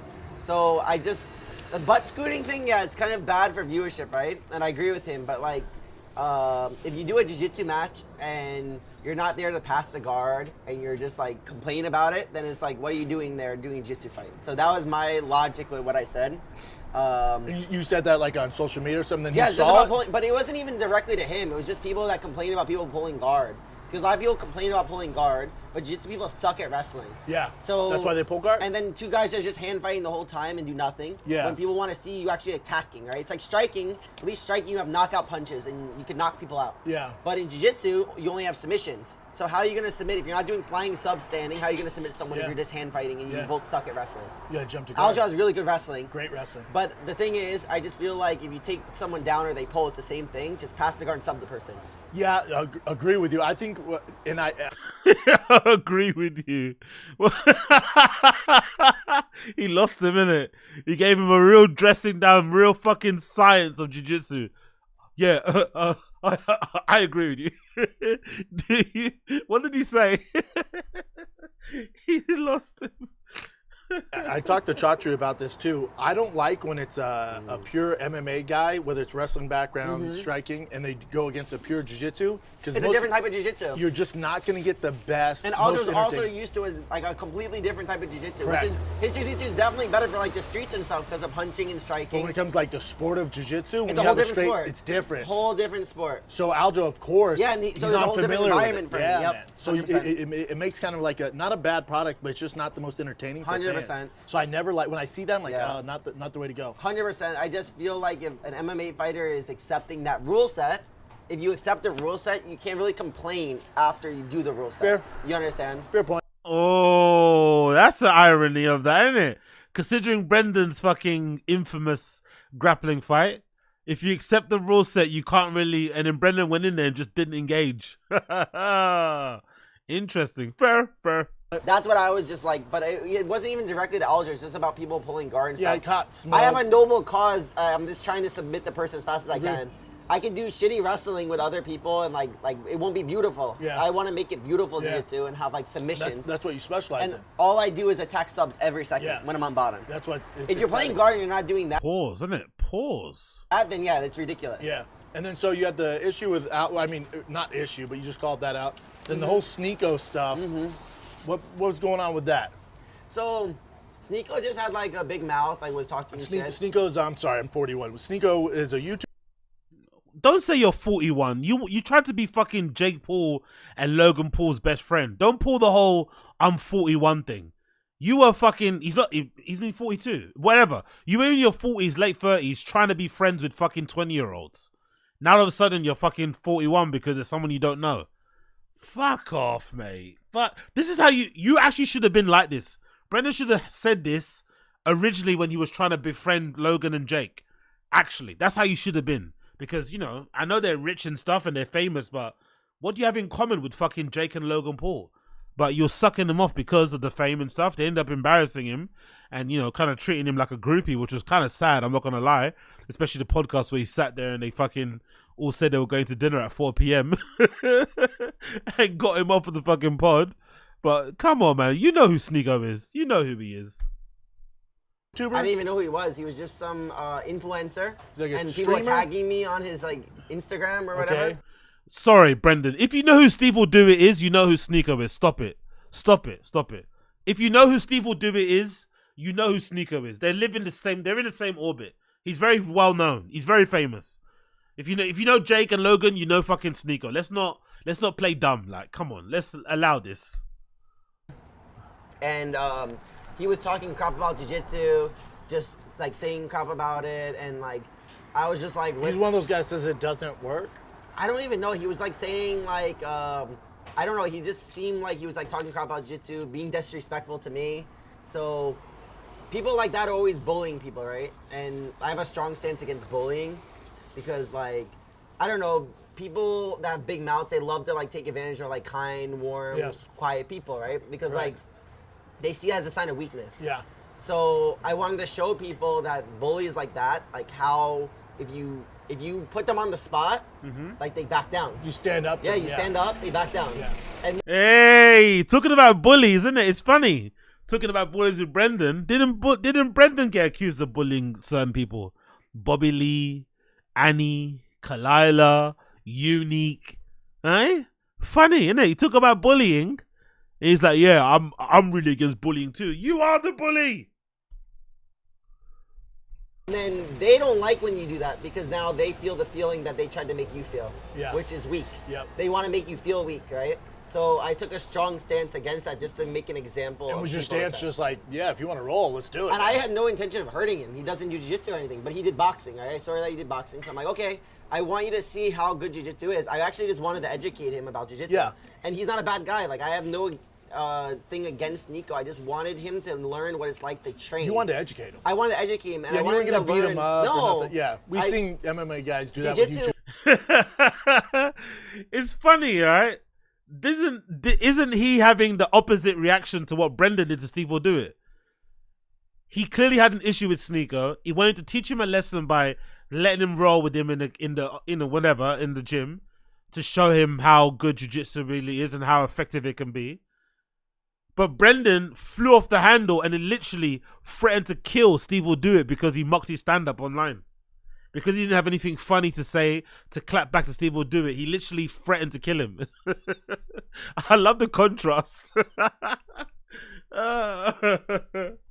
What's great is MMA with striking stuff, okay, you could beat someone up. But jiu-jitsu, I could just completely just pretzel him, right? You could just completely control him, teach him like discipline, like teach him like how jiu-jitsu is, how you could completely manhandle someone, and they can't do anything, right? Yeah. And that just humbles you and teaches you to respect others more. And he never accepted the challenge? No, he didn't want to accept it, and it just died. That would have been good for him. But he started training, which is what I wanted. So he won. Like I won by getting him to train, right? Because it teaches you, it humbles you. Correct. Because none of us are like that because we get there's no fucked ego. up so much in training, right? Like all the years of training. Mikey, you're not talking. Don't talk for him. He's not the same way. You're a actual. This guy seems like what you'd hear from like legit martial artist, right? He seems like a really nice guy. Probably very, very hard to piss him off in real life. He'll probably walk away from a fight before he ever engages in real life. He respects the art form. He loves it. Blah, blah, blah, blah. You're not talking. You and Brendan aren't the same thing. You might have fought in the same way, but you're not the same thing. If Brendan could legitimately like Chris Benoit his detractors, he would do it. Don't deny that. If Brendan ever bumped into Unique at a bar, he would fucking turn that guy's lights off in a heartbeat. So he's not the same as you. He doesn't have that restraint. He would definitely kill. He'll probably kill me as well. He'll kill everyone. Brendan would definitely kill people, bro. Oh shit. You get beat up so much. Of course. So it teaches you all this like values of martial arts. So I just wanted to help him learn. Yeah. Right. But yeah, I have nothing against him or anyone. No, I didn't think you did. No. Yeah, it's usually someone or the internet taking out of. You're I'm gonna break his arm or leg. Like, No, why would I do you that would to him? never, No. Like, and he's like 6'2", 6'4", and he's Yeah. like significantly bigger than me. So I thought it would really open his mind to how like beautiful A smaller jiu-jitsu guy. is. A smaller guy, and he has his striking, right? Like, so he could try to knock me out. Yeah. I wasn't gonna even throw one It was punch. more of education. Just take him down, put him in like a submission that like, and not even damage him at all. He could tap. Just and, let like, him know. Not a street fight Yeah, or no, anything. yeah. People mean out like I'm a bandit or something. I want to fucking fight him on the street. No, I like him, man. I like Mikey Musumeshi. He sounds really cool. He comes across. Mikey is the fucking winner of this episode, and obviously the pizzas. That fucking looks lush. I would devour the fuck out of that shit right now. But Mikey is the real winner of this episode. He comes across really fucking nice. What a nice dude, man. I like him. He seems like a real fucking sweetheart. Yeah, exactly, Uche. He's adorable, isn't it? He's really nice, man. I like him. What a refreshingly nice dude. Did you see any of the stuff with, do you know Bradley Martin? Yeah, the bodybuilder. The bodybuilder. He's my buddy. He's 260. What is on here? I think that's some sort of cheese and a mushroom. Yeah, so Bradley Martin, good buddy of mine, I was on his show, and he was talking about how, he can beat up any small guy. And I went, nah, dude, you can't, though. Like, you just... It's not their fault, though. They don't know. That's why I said, you're just uneducated. I said, you need to look up Demetrius Johnson. He said, how much do you weigh? I'm like, 125. He's like, dude, this is I would... delicious. Yeah, it's great, right? Wow. He's like, dude, I would crush him. I'm like, I'm telling you, wouldn't, bud. Is he still running with this meme? It's just like a troll. Isn't it clear that this guy is trolling? Bradley Martin. It's a good troll as well, by the way, because it gets fighters fired up. But it's just a troll. Like, it's not that big of a deal. Why is Brendan so like... Maybe he's just like enamored with the troll. He wishes he would have said it himself as a thing. But it's a good little troll. Good for marketing. Good for like debates, get people fired up and shit. It's like rage baiting type of shit. It's not that big of a deal. I don't think Bradley Martin legitimately thinks he could beat up like trained fighters because he's just bigger than them and he does fucking dumbbell curls. I don't think he's that dumb. He's just being funny, innit? Like, why not? Brendan takes it so seriously. Like, relax, bro. So I think it's just like... They don't know. So you can't get mad at ignorant people, right? So when Sneeko started training, he trains with my friend Jake Shields. I train with Jake Shields a lot too. Love Jake. Yeah, awesome. I train with... I'm not going to lie, though. Sneeko is also a little bit of a psycho. Training for the first time in MMA and then deciding to go train with Jake Shields, that's a choice. He's a little bit unhinged. I don't know if I would go straight to Jake Shields to learn how to fight. He might fuck you up. He might take pleasure in, the Sean Strickland method. He might take pleasure in fucking taking you into deep waters. You know what I mean? I don't know. I don't know if I want to go to Jake Shields as my first introduction into fucking striking. No, thank you, bro. I might want to learn on one of those fucking, those little things that bobble up and down and down on fucking YouTube or whatever. I'm not gonna go to fucking Jake Shields. Fuck that. Them all the time, every week. And he just learned, he got educated what martial arts is, and like it teaches you and humbles you, and like I respected Nico for training, right? Yeah. And that's all I wanted. Yeah. So I won by him learning and training and getting discipline, like learning respect and all these things. Yeah, I was talking to Chachi, where I was trying to set up like some sort of offset match between Bradley Martin and him, just rolling like before a big fight, like before you come out. Yeah. Just do it in between, so people can see this kind of it's very Pride Days. I think it'd be cool. That would be cool. Wouldn't that be cool? I would love to do that. Yeah, Chachi was down. Oh yeah, I'm down for that too. Yeah, that'd be cool. Now you're definitely gonna be able to make 170 if you want to, if you keep eating all this pizza. Well, I'm in LA now every week, so this might be my place. Yes. This is awesome. Yo, they actually ate, innit? They actually ate a good bit. Like, I think they had like, what, 2 pieces each? Fucking hell. They actually tore through these things, bro. Awesome, this place, really. Love it, man. Amazing. So for you coming up next, you got a lot going on with one championship. They keep you pretty active. That's what's nice, I'm always training like I'm in camp for a fight, right? Because that's my lifestyle. People are like, oh, I'm in camp. I'm never not in camp. You're just living. That's a lifestyle. Yeah, you're living, yeah. So there's never a time I'm not in preparation. So the next fight for you, you've won, basically 9 in a row. It's Souza, is that right? So, last guy to beat you? The last guy to beat me, and in the 125 and 135 division, I pretty much have fought everyone, right? And I pretty much cleaned it up. So now I want to challenge myself and start going up weights.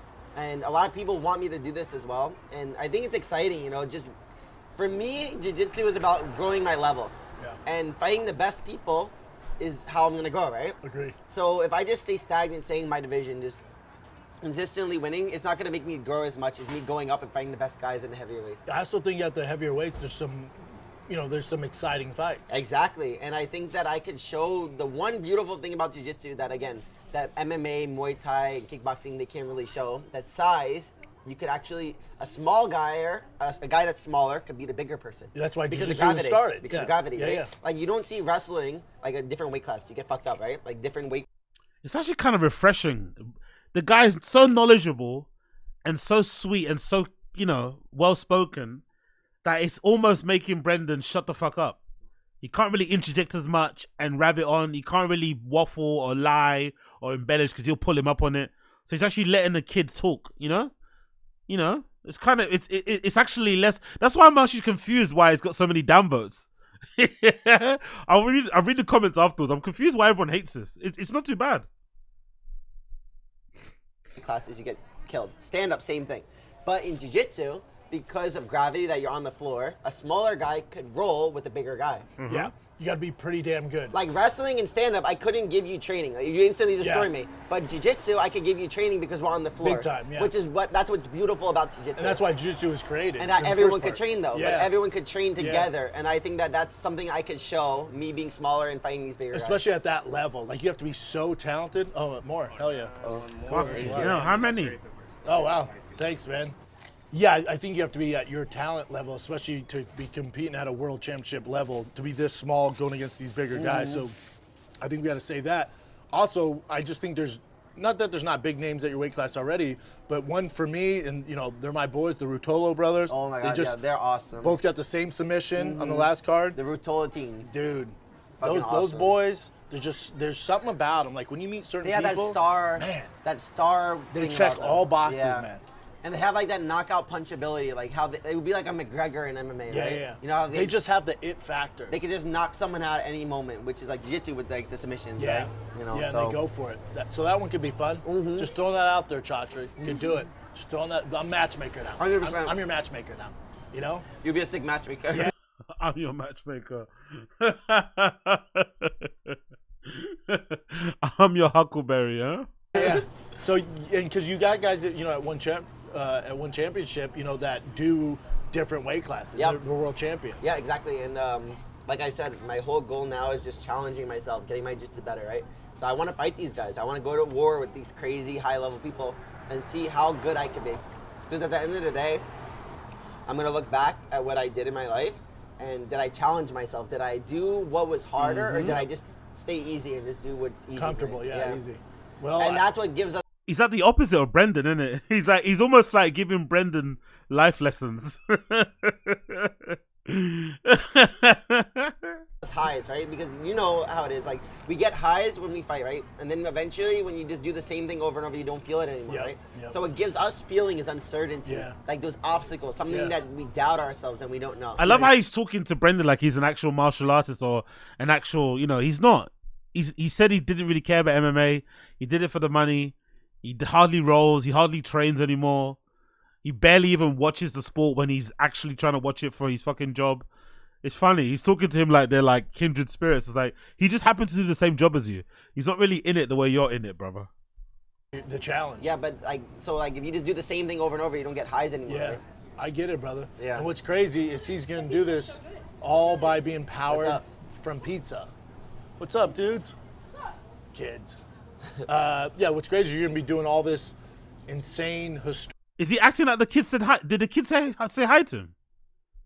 Is that like the kids in Starbucks? all by being powered from pizza. What's up, dudes? He's so shameless. The kids said hi to Mikey. The kids recognized Mikey and he said hi to them like they recognize him. Come on, Brendan, man. Fucking hell, that's so You do the same thing over shameless. and over, you don't get highs anymore. They saw, look, I get the it, kids brother. saw Mikey, What's look. crazy is he's gonna do this all Hi. by being powered. See, he said hi. And then Brendan turns around and says, what's up to them? What's up, dudes? They didn't say hi to you. They don't know who you are, man. Kids. Oh, he's what's crazy, brilliant. you're gonna He's be doing fucking all brilliant. this I love this guy. insane historical. I love this jiu-jitsu guy stuff so being much. powered He's by the pizza. best. He's the fucking best. I'm so relieved that you co-signed this pizza. Oh, God. And you're one of my faves, man. You know this. So thanks for coming out here, brother. But you're in LA, so you can come here whenever you want. Bro, this is LBK awesome. Pizza. But I appreciate you, brother. You can come here whenever you want. I'm not going to come again with you because you just, whatever. But you can come in when you want. No, thank you so much for having me. Hopefully there's enough pizza for you. No, this is amazing. We'll get some boxes to go.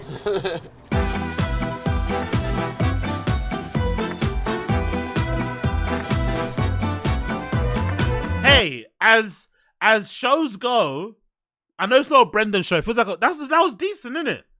That was decent. That was okay.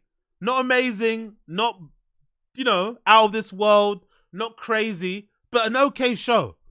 Okay show. So I want to see. I'm curious to see my fellow. Oh fucking hell! Big up Cambridge footballer. He says no, it wasn't. Am I the only person that didn't mind that? Am I the only person that thought that was okay? Am I the only psycho that thought that was an okay show? Let's continue to the fucking comments then. I wonder, why did it get so many fucking thumbs downs? Let's see the comments, because I didn't mind that. I thought Mikey come across well. Brendan didn't say too much. He let him speak for the majority of it. Let's see what they say. The comments. Just two dudes on the spectrum eating pizza. Okay. Okay. The pizza will cost more than what this episode makes. If Brendan tells his hack about Domino's pizza making fresh pizzas if you order sauce again, I'm going to have a stroke. Every pizza is made fresh. Why didn't Papa show this guy that jiu-jitsu won't work? A guy his size like he does the old man. Brendan coming up with one original idea challenge. Impossible. What an original idea, Brendan. Approve it. Redacted. Gearhead Gearhead didn't work, so now he wants to be Portnoy. Next he's gonna start doing wings with guests. Redacted as fuck. I know he's a pizza head, so I'm gonna take him to my people's spot. I feel like Slob's looking more and more like Eric Griffin by day. Tism runs strong on this one. Bro can't rent out a whole truck anymore. Oh yeah, true. I didn't think about that actually. They're going to shops. If Brendan becomes a pizza guy, I'll lose my shit.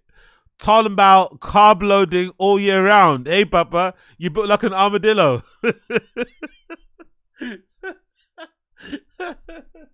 Okay. What happened to Brendan Schaub? What happened to Food Truck Diaries? Homeless cats. Brendan should do a series where he goes to food trucks with fighters. Brendan v Cyborg, same thing. Just the kind of grifty, brain-dead content we've come to expect from Slob. No, please, not another side project. What happened to Food Truck Diaries? Feels desperate, but I'm here, Papa. On to the next new thing, eh? Brendan delivered my Domino's this morning. He's my favorite delivery guy. This fruit drives me nuts. What's the pizza place? So, a lot of people didn't like it. I guess I'm the only one that kind of liked it. I guess I'm the only low standard redact, as Young Old Vibes has clearly told me in the fucking stream chat. I'm the only loser that liked this show. I didn't mind it. I thought it was pretty decent. But I guess I've got low standards. I guess I have no standards. I guess I might be a redact myself. But yeah, I wonder how many episodes are gonna last. Let's see in the stream chat if we can guess. Guess how many episodes grabbing a slice will last. I'ma say 2. 1 more to come. How many episodes of grabbing a slice do you think there'll be? Grabbing a slice. How many episodes do you think there'll be? I say it's gonna be 2. 1 more, and that's it. 3, 2.5, 8. How many episodes of grabbing a slice will there be with Brendan Schwab? How many will there be? Let me know in the stream chat down below. Let me know in the stream chat down below. Anyways, moving on to other bigger and brighter things. We're now going to do a live watch along of the latest episode of The Fighter and the Kid. This is episode number 997. Let's see what these guys are talking about in episode number 997 of The Fighter and the Kid. If you're watching the show via the YouTube and you're watching it live right now, please make sure you like the stream. That'll be greatly appreciated. Like the stream. If you like what you see, make sure you like the stream. Don't be tight like the fucking stream. Anyway, on to the show. Let's see what these motherfuckers are talking about. Yes, we did, 'cause we back at it again. It's The Fighter and the Kid. This is really The Fighter and the Kid. We just hit the pavement hot. Well, hold on. Before we get into that, because we had a podcast, right? We had a podcast. How's your weekend, pal? My weekend was very uneventful, Brendan. Family's out of town? I did the improv last night. David Lucas' show. Had a lot of fun. That's my boy. Love him. I think he moved back to LA. He left. Hold on. Did Brian say he opened for David Lucas? Damn. I know it doesn't matter, you know, whatever spots you can get, you get. But fucking hell, he's like a 20-year veteran. Pastor the Comedy Store. He's been around since Rogan's been around, and now you're opening for David Lucas. Shit. Left Austin. Oh, did he? Yeah. Okay. Yeah. He looks great too. He looks like he just looks great, and he's a great guy. Fishing, killing a lot of fish, doing his thing. Yeah, offending a lot of people. That's David love Lucas in a nutshell. He's the best. I love it. And then I spend time with my children. That's always fun. My older children, my son and I, my daughter. Oh, you're with the other kids. Yeah. And because my family right now is in Florida. Jesus Christ, bro. I might need to watch that episode, actually. Maybe I'll do that as a reaction. The episode after Brian got his divorce approved. When Brendan was trying to make him feel as if like he made the right decision and your comedy's going to improve now. The delusion, man. Like, I was like, what? Bro, you're in your 50s, 60s and you're getting a divorce. Why? What, because you want more time to do stand-up? Like, what? Like, he did the Tom Brady thing, but as a stand-up comedian, right? Like, fuck this, man. I'm in it for the game. Nothing's gonna hold me back. Not even my own family. It's like, bruh, like, I don't know. Maybe just make it work, innit? Now you're paying alimony and you got to split time between two families that, like, imagine how stressful it must be to be him. To legitimately be doing stand-up just to pay the bills. Not even for fun. You're actually doing it to fucking meet child support and shit. Because if you don't, I think if you miss payments and alimony, you go in prison or something, right? I think it's actually a... It's such a nightmare. Fucking hell. You better just try to make it work, man, instead of getting divorced. But who knows? Maybe the actual wife maybe the ex-wife was the one that actually wanted the split anyway. Maybe it's not all Brian. Maybe it's not Brian's career. Maybe she just had enough of, like, you know, being at home alone and having this guy go on tour finger banging fucking waitresses all the time. My other family. So 2 families, Brendan, 2 families.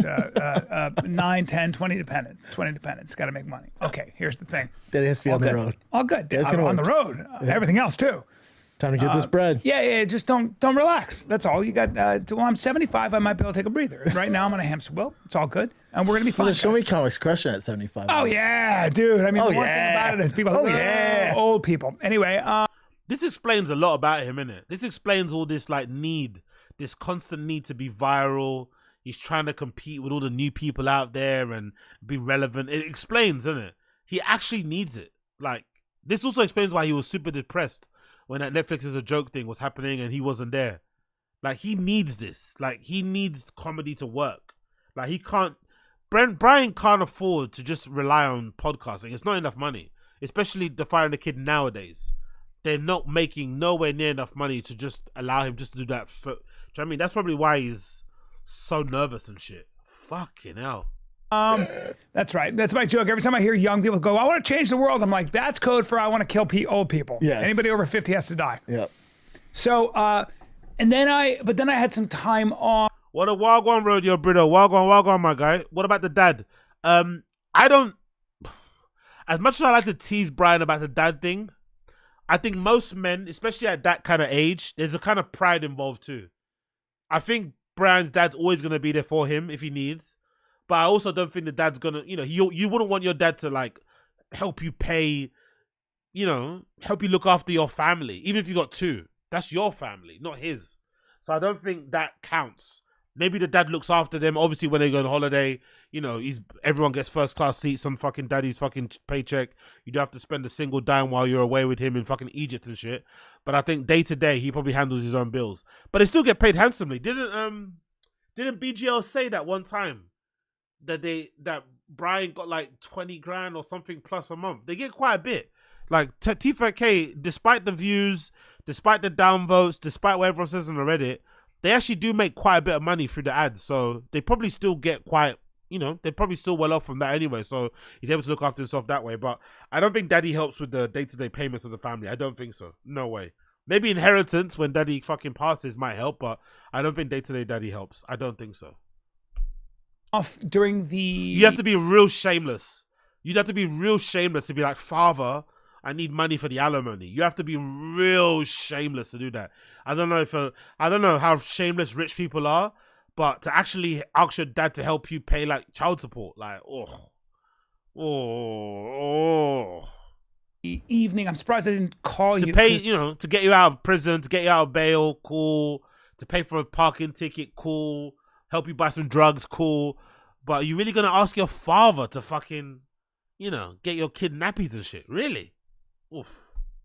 I didn't have much to do. Really? I'm surprised you didn't. I usually get a text from like, what's going on Saturday afternoon? I'm like, what? Yeah. I went for a walk. Don't give me downtime. Sometimes it's nice though. Yeah, it's nice. Yeah. I was swamped. My dad was in town. We had people over for the fights. Oh, that's good. I was cooking. Yeah. It was a lot. I watched the fights with What'd you do neighbors. for the fights? Oh, your neighbors? Yeah, my neighbors were great. That was fun. You went over there and watched it? No, I bought it. You bought it. How long until he moves fully to Miami, Florida? He doesn't like to admit that he likes it, but I get the feeling Brian likes living there. Older people, wealthy, chill, not involved in the entertainment industry, but still fun and interesting. He probably doesn't want to say it because obviously he doesn't want to break Brendan's heart, but I wonder, there might come a time where Brian might leave the Fire and the Kid, Watch this space. It's my prediction. Maybe Brian might leave the Fire and the Kid. Maybe he might go full-time valuetainment and hang out with fucking Patrick Ben-David and shit. And that was interesting. What do you think of the fights? Overall, like I call UFC 302. We get it. Yeah. Main event though.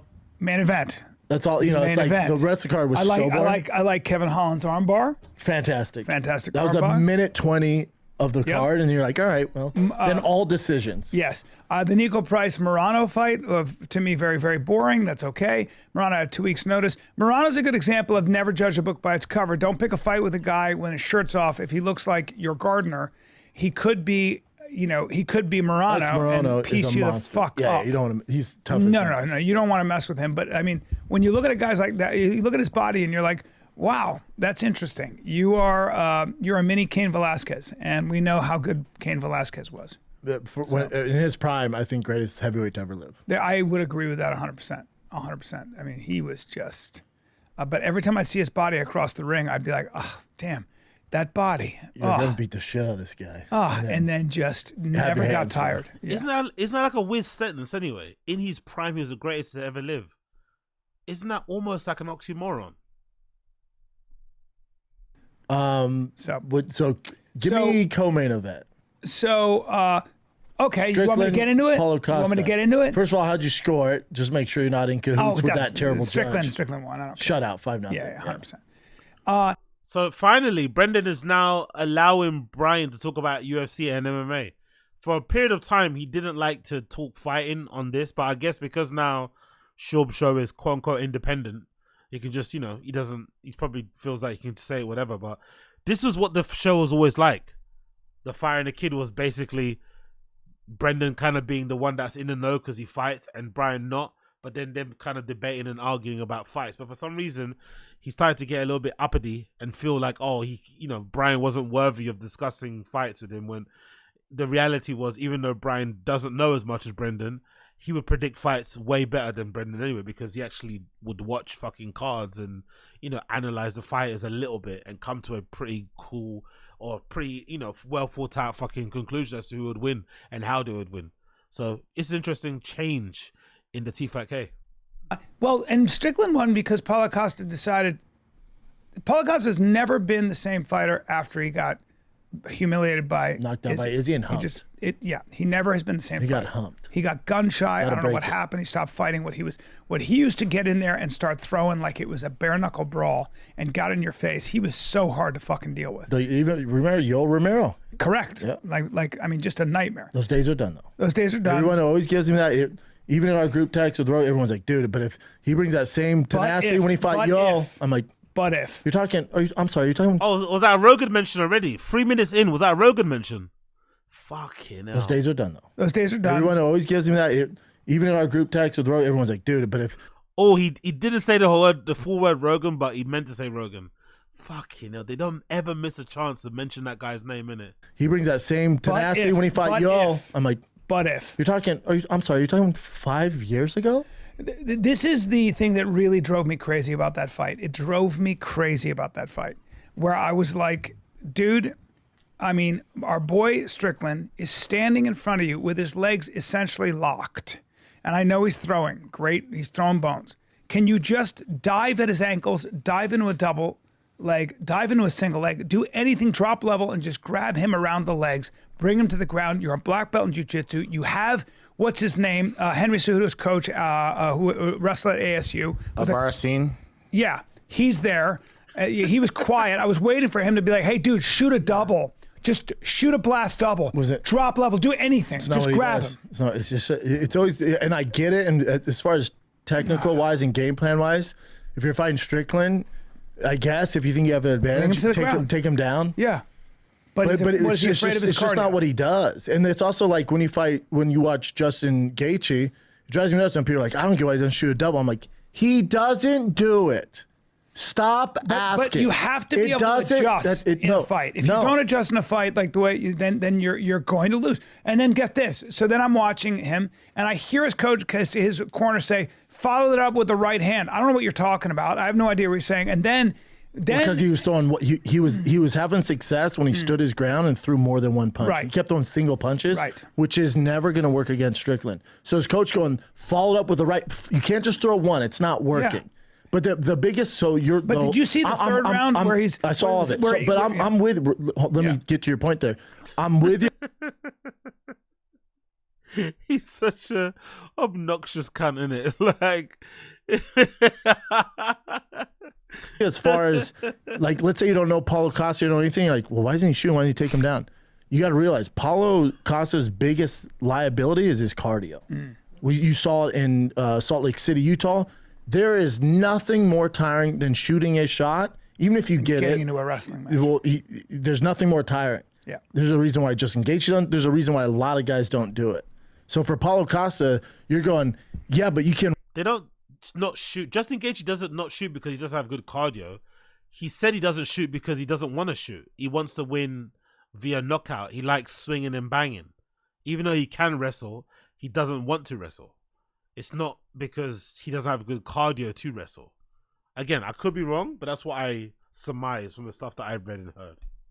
And wrestle, he's going, my cardio. So number one for him, number one worry is cardio. So you ask him to wrestle, it's just going to bring his tank down. It's not happening. And Strickland is very tough to submit.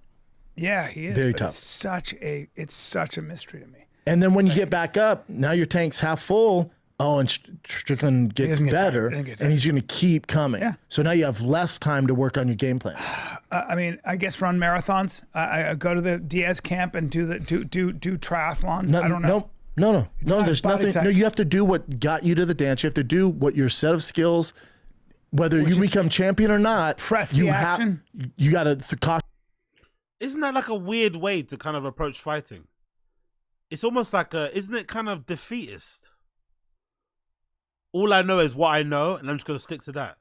Surely as a fighter, you evolve, you develop, you improve your skills, you have different tools, and you add different tools to your arsenal, different skills, different techniques, different approaches. What is this like? No, you just do what got you to the dance. Okay, but now you have a different challenge. Maybe mix it up, innit? Why is that a bad thing? I understand what he kind of is getting at. Like, you're not going to improve the skill gap enough to maybe hit the heady heights. But if there's a problem in front of you that you can maybe solve with a different approach, different tactics and shit, why not go for it? Why would you just stick to what you do? It's a weird way to approach fighting. Caution to the wind. Yeah. If he, like his coach, if before the fight, if his coach went, what's the game plan? He goes, stay on my back foot, don't draw a line, just let him keep backing me up. Hopefully I land a knockout shot. I went, oh, that's never going to work. You're losing the decision. You're fighting his It should have been like, hey, I know they made this 5 rounds for no reason, but to please Strickland, we don't have 5. You have a round and a half. I want balls to the wall, land some. We're going to lose this no matter what. Yes. If you don't do that, you got to do. That's our only chance of winning. 4th round, I think it was. He's in a Michael Venom Page side stance. Tired. And I'm like, what the fuck is going on now? What is this? You're throwing jabs. What are we doing here? Tired. Oh, drove me crazy. And then anyone who I think boos, he's done. I hate saying that about somebody. He's not done. I think he's such a character. And he's exciting. I don't like when saying you don't he's match done. him What up. I'm saying he's is not that done. he's got to figure out what's going on in his head. He also doesn't look fights like he wants once to a be in year, there. bud. That's why you were telling me Paulo Costa. I'm like, you're talking about a guy that there's something going on there. A guy that's not that active, and another guy when he took a complete year off. Like, do you actually love it? Because Strickland will fight every Saturday. That's who you're fighting. Right. That's right. And so he's sparring Monday through Friday, 7 guys a day, and he will do this whether you're watching or not. Will you do the same? Paulo Costa's never been the same since. Wasn't he injured though? Wasn't Paulo Costa injured? Didn't he have like something wrong with him recently? That's why he was out for so long. Izzy, Adesanya, Hump. Which is all good. It's fine. He can still win fights. He's just not going to beat those top guys. Yeah, that took something. He can away still have a from great career, and he's funny on social media. He's a character. He looks great. I like him. He gets I like him too. He gets endorsements. That's fine. But that's how this goes. You're never going to be the top guy. No. Which is all good. People make a great living doing it. Yeah, but that's what it is. A lot of it might be fight IQ, your ability to adjust, your ability to... I just realized, isn't Costa a bit of a homeless cat as well? Didn't Paulo Costa say some stuff about Brendan? Is that why he's going so hard at him? I was wondering, why is he talking like that about Paulo Costa? Yeah, didn't Paulo Costa say something about Brendan's stand-up or something? He shared like a meme or something about Brendan's stand-up. I think so. This might explain why Brendan's being a bit of a, a bit of a negative Nancy when it comes to Paulo Costa. Change your ability to try something new. It's also, but you got to realize, Learn new but it's also skill set. Yeah. At his age, like, this is the best chance he has to win. We're not wrestling. We're not becoming wrestlers all of a sudden when we're fucking co-main event on this huge card. Like, you got to remember, if it's not in their skill set, it's never happening. But it isn't his skill set though. He's a black belt in jiu-jitsu, so he's got an ability to submit people at that level. So he does have it in his skill set. Whether or not he could do on that stage is another thing. But what is this whole it's not in his skill set thing? It is. He should go back and watch that Yoel Romero fight and just do that. And it's just like, I know that's a big thing, but you ask him for a lot. But anybody who's upset at Strickland, like, dude, Strickland's gonna strict. That Strickland's he doesn't. He's never been a knockout artist. No. He's never been a submission guy. He doesn't get finishes. Doesn't get hit. He fucking melts your face with cardio and volume. Yeah. It's up to you to figure that out. Yeah. And not many people have figured that out. It takes very little damage. I love it, the way he fights. It's great. I find it fascinating. Me too. Love the way he fights. What did you guys think about what he said after the fight? That Love it. like I'm a company. I was a company man. I fought a number 7th guy. Now I want my shot. Not happening. No. Not happening. Why? Hamzat is getting the next title shot. And I'm personally very happy about that. But that's only if he beats Whitaker. That's a big if. And we're doing Fight Pain on June 22nd on Rogan for that. That's on ABC. He said Logan or Rogan. Why does he keep saying Rogan's name like that for? Beats Whitaker. That's a big if. And we're doing Fight Pain on June 22nd on Rogan for that. That's on ABC. So the issue is the UFC predicates. It would be better if Strickland fought the number 20 guy and starched him in 1 minute than to fight the number 3 guy. And it's a boring decision. You're going to get more of a title shot if they can sell the knockout, beating a well-known guy, whether you beat the number 2 or number 3 guy. Really? They give that priority. They give finishes priority. So there's just, I think he deserves it. I think he's the number 1 middleweight in the world. And I thought he beat Dricus. I think he deserves it, but the UFC's just, they're not going to allow it. The best thing that can happen to him is, he's going to have to fight before. Because Hamzat's going to fight Whitaker. Let's say he beats Whitaker, big if. But let's say he beats Whitaker, then he needs Hamzat to beat DDP and then Strickland fight Hamzat. But he's going to have to fight somewhere in between there. Who's he going to fight? Who? Strickland. Who would he fight? It's tough. Bring up the 85ers. Let's take a little break, B, because, dude, this weekend my father stuck. Skip the ads, skip the ads, skip the ads. All weekend. Skip the ads, skip the ads. Skip the ads, skip Reserve. the ads, skip the ads, skip the ads. Yeah. Brendan Allen Did could he be an beat interesting Cannonier and Vittori? A controversial decision in Cannonier. He took on short notice. He beat Vittori. Yeah. Right, Jen? You talking about who? No, Strickland. Strickland? Izzy beat Vittori. Izzy beat Cannonier. But Izzy is going to fight DDP. Izzy's going to fight. They wouldn't do a rematch there. Lost decision split. Yeah, he lost to. He hasn't fought Vittori, but Vittori's fighting. Yeah. I don't know who he fights. He beat Brendan Allen back in the day. Yeah, I don't see anybody He's there. going to do that. That's interesting. He just has to Maybe wait. he waits, sits in the cut. But also, guys get hurt. Like, he should be ready to go for that Yep. June 22nd card I because feel like someone he's gets always hurt. ready to go. Oh, yeah. He's short notice call. I don't know what you do with him, but I don't think they're going to give him a straight. It's tough to ask for the title shot there. Yeah. He deserves it, but knowing the UFC, I don't know. And what do you think of the main event? Again, Dustin Poirier, who continues to get better, but I think Dustin wasn't as active with his hands because he knew he was going to get taken down. He knew he'd be put on his back. I think that my feeling is his that takedown Dustin, offense was good. Like almost all, very. Hey, yo, Wagwan, Stoic Savage. Long time no see, brother. Hope you're well, brother. Wagwan. What's good? Game Breed Footballer. I think DDP beats Izzy. Dragons Duplessis. I don't want to agree because I love Izzy, but probably you're right. That style that Dracus Duplessis fights with is almost similar to Strickland's. And look at how much Strickland fucking fried Izzy's brain and confused him and threw him off and obviously won. Maybe. But I would like to say Izzy would. Izzy probably got... It just looks nicer on the eye, innit? Dracus Duplessis just looks horrible on the eye. But he probably would beat Izzy, innit? We know that. Good. My feeling is keeping it in the middle of the ring. That was very smart. He did everything he could do. I think he just gassed when he got caught in that fucking that Darce. I think he just. I think he gassed. I think that's Makhachev's literally his signature. Yeah, choke. I was gonna say It's if very tough. Makhachev It's gets world you class. in. If he gets you in a Darce and captures your leg like that, It's world class. You're just Yeah, going that whole it doesn't- transition, world class. I don't think he gassed. I think Dustin could have got up and fought, but that choke is world class. Yeah. Yeah, and look, he almost did it and did a great job. And did he though? What do you mean almost? Explain almost. I meant he almost lasted. He almost went the distance. No, you know what you did, and I did the same thing. You know what he did? Yeah. He did better than we thought. That's what you mean. That's what I mean. Because just to be, and I love Dustin. I fucking love Dustin. Jesus Christ. Why is he like this with other fighters? Why does he speak like this about them? He did better than we thought. Or you thought he was some bum. This is Dustin Poirier, bro. Like, Islam obviously is high level, but Dustin isn't no chump. Why is he talking about Dustin like this? Jesus Christ, Brendan. But he is older. He's on his prime. Yeah. We thought he was going to get absolutely annihilated. He actually put on a pretty good fight, take down the fence better than we thought. Who thought he was going to get annihilated? Great fight. Yeah. And after a complete bore fest of a card, he had the best fight of the night. He put up a better fight than we thought. It doesn't mean he won the fight. No. It just means he did better than we thought. And I would say that the one thing I've not really reflected on and dilated on is Islam Makhachev's striking is much better than people think. Way better. It's way better than people think. He outstruck Dustin Poirier. I was surprised that Islam wasn't able to capitalize when he had Dustin's back twice.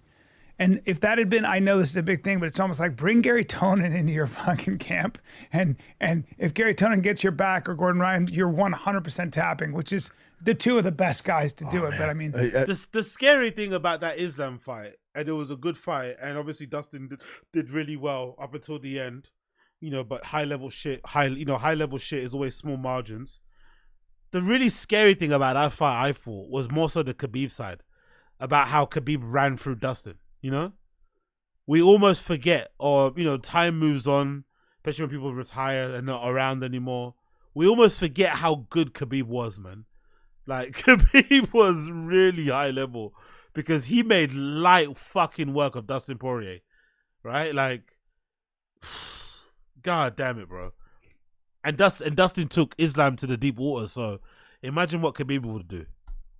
Damian Maia. Yeah, it's tough. You gotta remember, Dustin's a very decorated black belt on the ground. Very and then you have so. MMA gloves on. It's tough, man. Yeah, it's super tough to get. But to get a rear naked choke this day and age, especially when that early, is tough. Fuck yeah. Guys' defense are so good. Yeah. Especially Dustin, who's a black belt. And he probably spent a whole lot of time. Spent all the time. So. All the time. And there's only a knowing few, that's where there's only a few ways you can get a rear naked choke.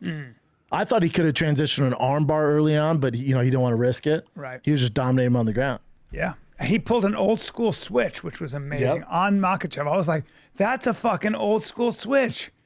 And he did a great job. He did a phenomenal. Look, I mean, do you want to see Dustin fight again? World class. I want to see Dustin make all the money in the world because I love him. What if? So here's what I want. You want to know what I want? He's already financially good. Financially, he's good. He says he don't have to fight anymore. Okay. So take that in consideration. That's incredible. By the way, always take that with a pinch of salt. Whenever fighters say that sort of thing, they just want to appear unbothered. I don't believe it, man. The way the UFC pays people or doesn't pay people, I don't believe anybody is good unless they're actually good. So I take that with a pinch of salt. Here's what I want. Everybody says they're financially good until they're not. I want more money. Here's what here's what I would say. Now hold on, before you want more money, you want a camp. Remember, he has a baby girl, and there's not a more selfish sport in the world than fighting. Maybe stand up. Yo, big up. What are you guys saying here? Gamebreed Football. If Conor doesn't fight on the 29th, I'd book Holloway v Chandler for the BMF belt. Yeah, it's looking likely, isn't it? That's very, very spooky. They cancelled the press conference. I think Conor or someone deleted some promo video. So the speculation is that somebody's injured. Somebody's injured, allegedly. That's a speculation. What are you guys saying here? Khabib is the go. Edward Madeira. Damn, I must like this stream because it's about to be 5 a.m. Yeah. Big up, Eduardo. Let's stay up, man. Stay up and burn that candle at both ends, brother. Stoic Savage. Khabib's wet blanket style was scary, bro.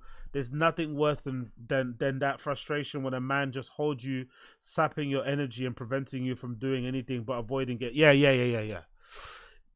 Like, I don't think me as a casual, I don't think I appreciated Khabib's style when he was around.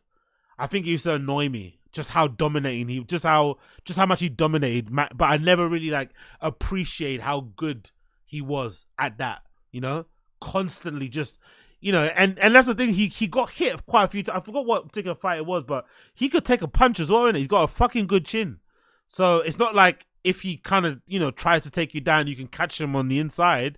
He can absorb a hit, and then once he gets his hands on you, once he gets those paws and once he gets those Dagestani paws on you, it's a wrap, mate. You ain't going anywhere. You ain't standing up unless he wants you to stand up. Fucking crazy. up. There's not a more selfish sport in the world than stand up. People don't realize. So that means not raising your girl, not being around your family. Carry on. By the way, is this like a sub to Brian? Yikes, man.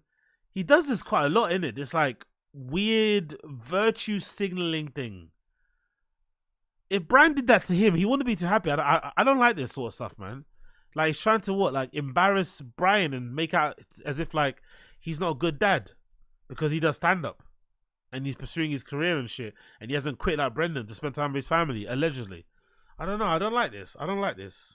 There's not a more selfish sport in the world than stand up. So that means not raising your girl, not being around your family. Carry on. Please also understand. And he's been doing it since he was 17. Please understand But carry also on. that he probably tore his ACL, I think, in that fight. Yeah. And to your point, every time, and he says it, every time I get in there, I leave a piece of myself in there. And you've got to really make that decision, okay? But having said all that, You're a piece of shit. having said all that, You're a piece of I need one more fight, No. and I'm going to tell you what it is. Who? If Connor beats our boy Michael Chandler, he's going to call out Dustin Poirier number 4. He's got to score to sell it. I don't think Connor's not Dustin going to do has that. to. Dustin No. has to meet that. I don't think, No? You don't think so? So remember, I gave you this idea last week because remember, this idea only works if Connor is barely gonna fight, maybe even more than this one fight he's got coming back. Look how long it took him to come back from this injury and just in general. I don't think he has that many fights in him.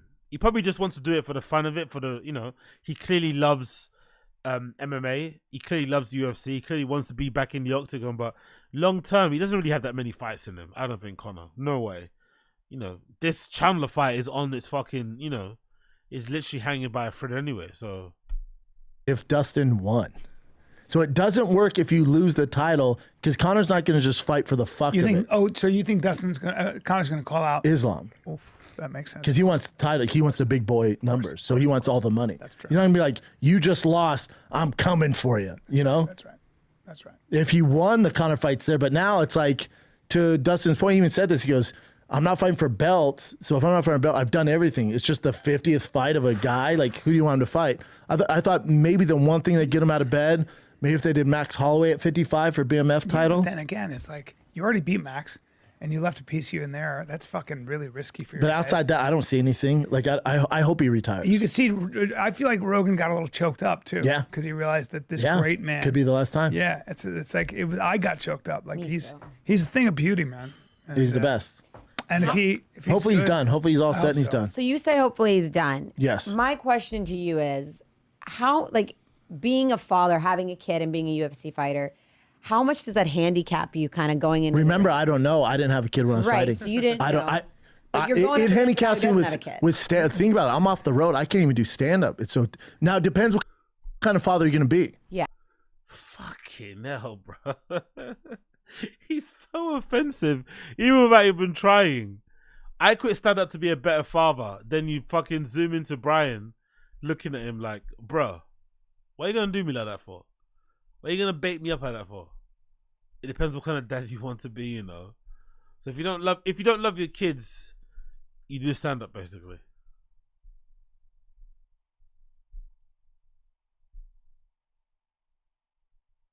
Come on, work. It really, you can still be a good dad and be a UFC fighter. Yeah. But if you're hands on, coaching your kid's team, picking up from school, it's impossible. Yes. Now you can do it maybe in between. Why is it impossible? Why is he acting like he's the first guy ever to have children and also pursue a career? Like multiple careers or like, whatever it may be. He's not the first, you're not the first and you won't be the last guy who might be a fighter and also has kids or is also doing fucking content and shit. Like, what the fuck is he talking about? Between fights, but it's not enough. So if your kid's active and they're good at sports, you can't do both. You're gonna have to. Did you pick. get choked up when you saw his little girl start to cry? Yeah, I don't like when they bring him to the fights. did I. I don't like it when they bring him to the What fights. do you think it does to the mentality of the fighter? Thinking like in the back of their head, do they think constantly, now I have like a baby to lose type thing? It depends on the fighter. If they're a good human being, it makes them train harder and work smarter and work harder. And it gives them motivation. If they're a sociopath and they just have a bunch of kids and like, whatever, I'm going to do my thing, it doesn't matter. Yeah, Dustin doesn't seem like that though. No, he loves He it. loves Dustin's that little far girl. from that. Yeah. So I would assume. Yo, what do you mean, Andre? Zoom in on what? Zoom in on what? What do you mean? What do you mean? What do you mean? What do you mean? He retires. Dustin is. Do you know Dustin at all? Yes. Yeah. Yeah, very well. Great guy and funny. Sense of Great humor. guy. Just a real, He was never gonna say no, was it? He was never gonna say no. just a real human being. I mean, one of the best. Yeah, the best. And modest, like humble. Like he'll tell you stories like he's like, most of my relationship, we had to take things out of the cart in the supermarket because we couldn't afford it. You hear that shit. How do you not love that motherfucker? Like, how do you not love everything? And about also, him? if you do have a Islam kid, loved him. if you do, yeah, they're both good people. It'd be much easier, to dog on Islam if he's a bad person, but he's not. Great person. But with Dustin, I mean, there's a good amount of fighters that you can point to if you have children. Go be like that guy. Dustin's like the captain of that. Be like that guy. You don't need to talk shit. Just work your ass off. Let your fists do the talking. The rest will handle itself. Yeah. Dustin's that guy. He's one of the guys you can point to. Go be like him. It's very rare. It's rare in all sports. It's very rare. All lost. I didn't see that. Anything else here? And then for Islam, I was annoyed. Arman Sarukian is fucking sitting cage side. He's ranked number 1. They give him the mic. He goes, I'd like to go to 70. I was like, the fuck is happening? No, wait, hold on. This has to be. Didn't I tell you that was going to happen? Why doesn't? But Armin's there looking all cute. Why don't you walk him around and then you do a face-off to build up the fight? Because I'll tell you why. I really think this is the case. I'll tell you why. Number one, I said this a while back. I was like, when Leon Edwards was training at AKA, I guess, I think it was even according to Leon, but somebody said that Makhachev knew what he was doing to him in practice. Okay? So that wrestling is a nightmare for Leon or anybody. So there's no doubt that our boy Islam knows that he can take that belt. He believes he can take the belt. Okay, so it's an idea. There's a guy named I'm sorry, I have to skip the UFC stuff, man. These guys are fucking boring me to death. Let's get to some juicy stuff. Islam Makhachev, fucking hell, bro. They spoke a lot about UFC in it, surprisingly. Brian on Trump. Yeah, let's go to the Trump stuff. Fucking hell, forget the UFC stuff. Boring. Sean Strickland, Kevin Holland won, jumped, and one shook his hand. Oh yeah. Dude, if this was 2019, he would be vilified online by everybody. Oh, yeah. Now everyone's like, well, now nobody gives a fuck. And after he got convicted, I think in a day, he raised $54 million. His site crashed. $58 million. Donating money to Trump is insane, isn't it, really, isn't it? Only, I don't know. I'm not paying attention to it. I'm not going to fucking talk about it too much because it's fucking annoying, but donating money to a fucking multi-millionaire is fucking hilarious. Just as an idea, A day. Yeah. Yeah. Can you believe that? It's just making them like even as the Democrats' plan. It's like, oh man, you guys are just shooting yourself in the foot. It's making them bigger. You're making them. He did look tired. It's got to get to him, man. It's got to be getting to him. Let me look at his face. Oh, you passed it right. Those drawings, you're like, God, can we get a more realistic drawing? Drawing. He said drawing. Drawing. Those drawings, you're like, God, can we get a more realistic drawing? Did he say drawings? Pass it right. Those drawings, you're like, God, can we get a more realistic drawing? Oh, you passed it right. Those drawings, you're like, God, can we get a more realistic drawing? Oh, you passed it right. Those drawings, you're like, God, can we get a more realistic drawing? A drawing. A drawing. Yeah. Then you saw Islam went and talked. Khabib went and talked to him. And was like, "You're gonna stop the war in Palestine, right?" And he was like, "Yeah, we're gonna get it. We're gonna get it." Look at his hair. He's tired. That's got to be exhausting. He's not young. No. Yeah, was he 70 something?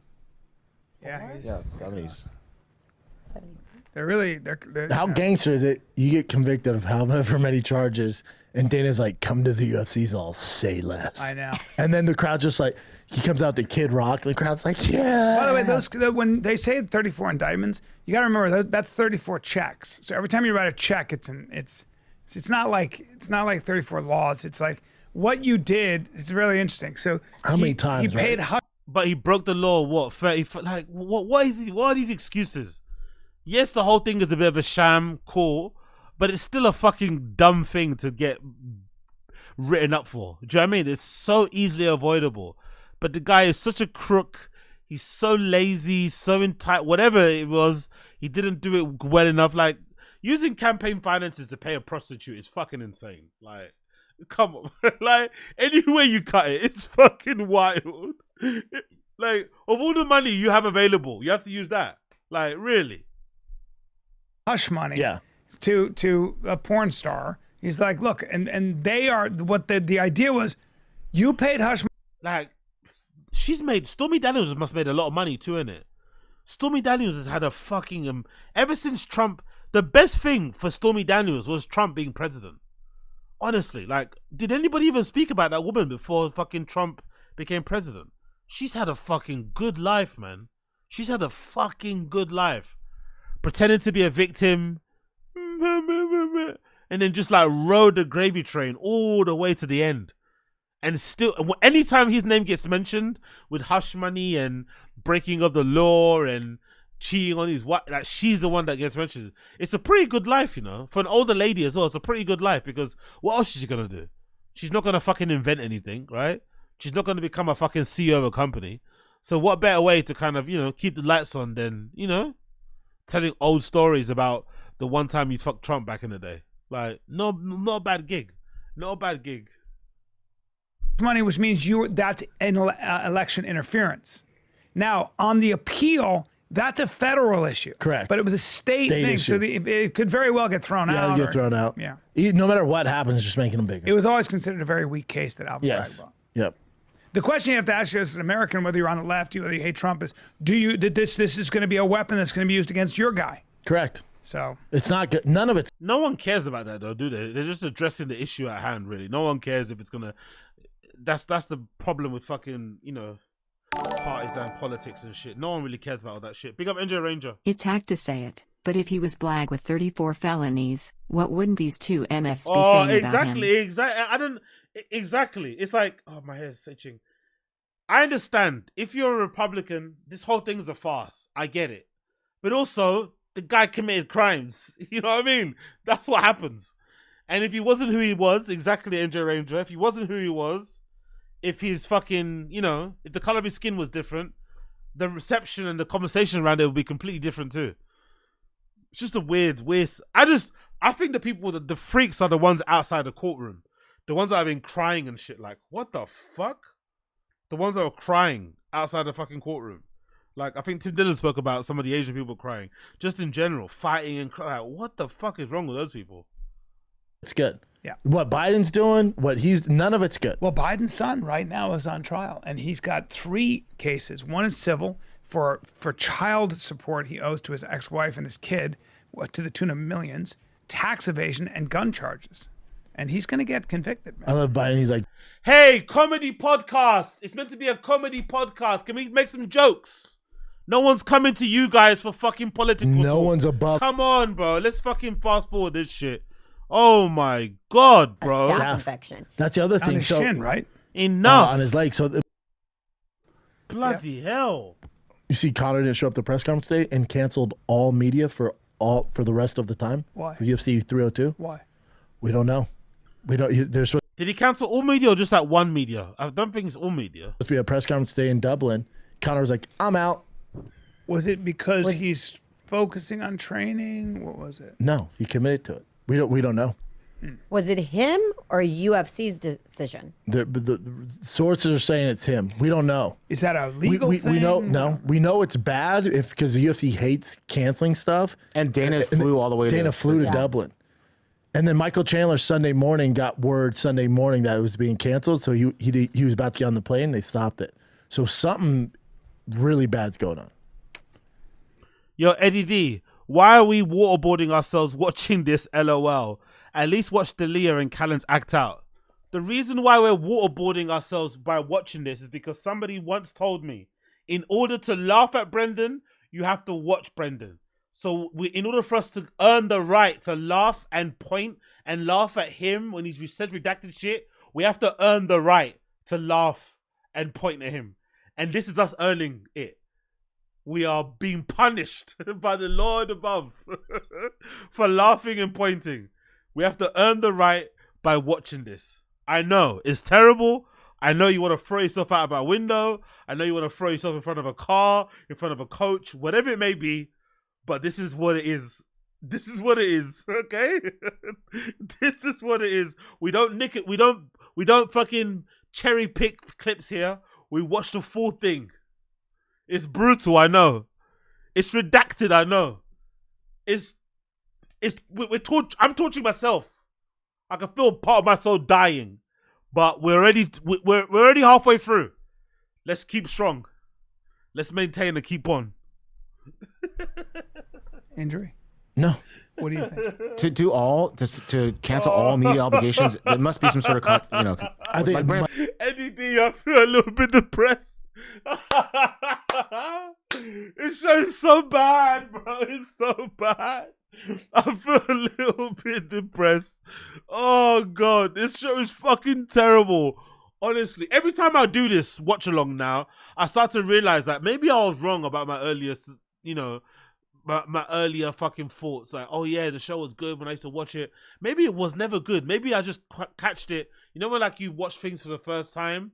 Because I think TFAT might have been my first comedy podcast. So like hearing guys like say vulgar things and, take the piss out of each other. It was the first time I heard it. So my ears were like, wow, new thing. Wow, they're saying the F word. You know what I mean? But maybe it was never good because, nowadays, goddamn. Money, like something contractional, yeah. Money issue. I think maybe it's with the PR because remember, I mean, you know this, when you're doing PR for Hollywood, there's PR for Hollywood when you promote a movie and you're going all over the world, doing how many interviews? And he just got done with that. I think he told the UFC, he was like, yeah, I'll promote this thing, but I'm not doing all this crazy shit. And they're like, okay, buddy. And they sent him a list. He's like, hey, dude, I told you I'm not doing all this.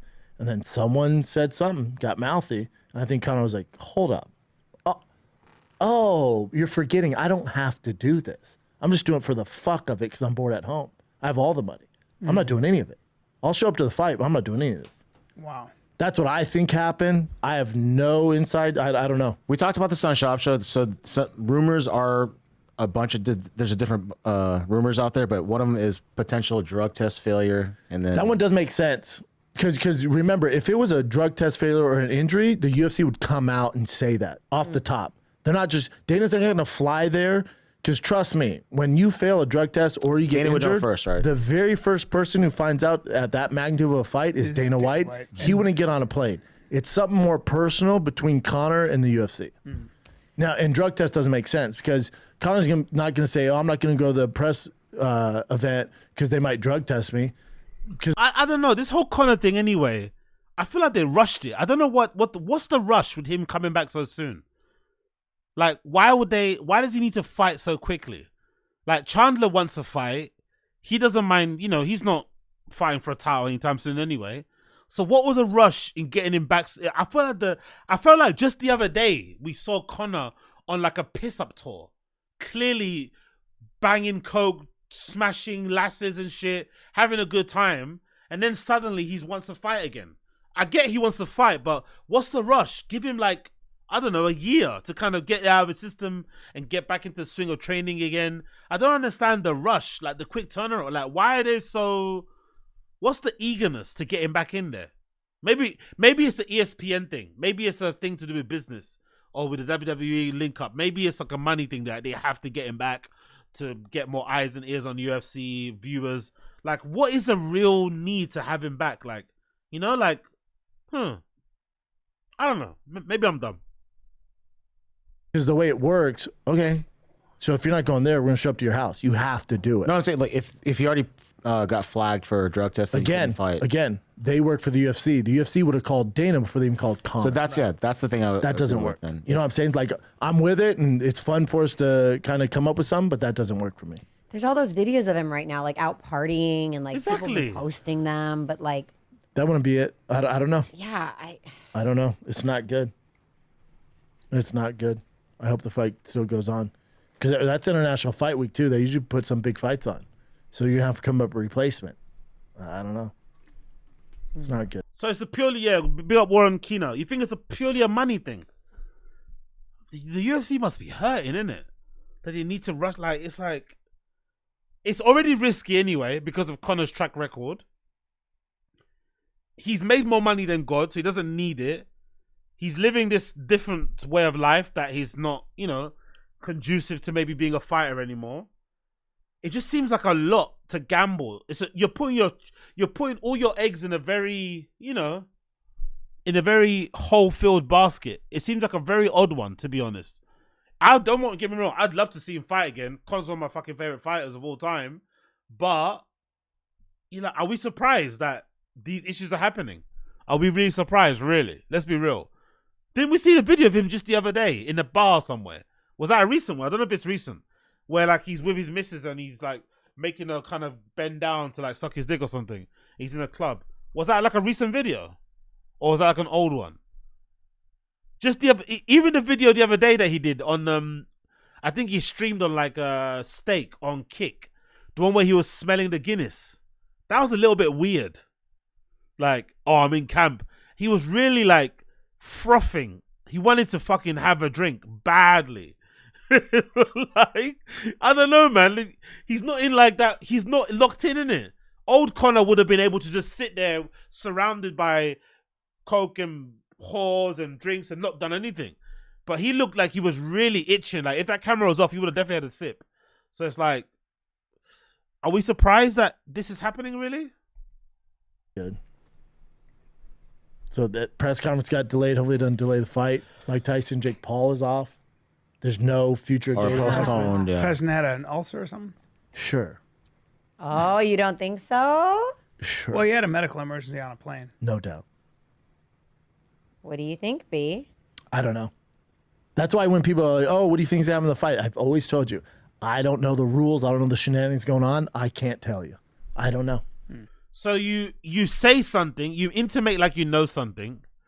You do the whole skeptical hippo eyes thing. You basically suggest that there's some sort of tomfoolery. Then when they ask you what exactly is going on, put your fucking, put your name by it. I don't know. Come on, man. Say it with your chest.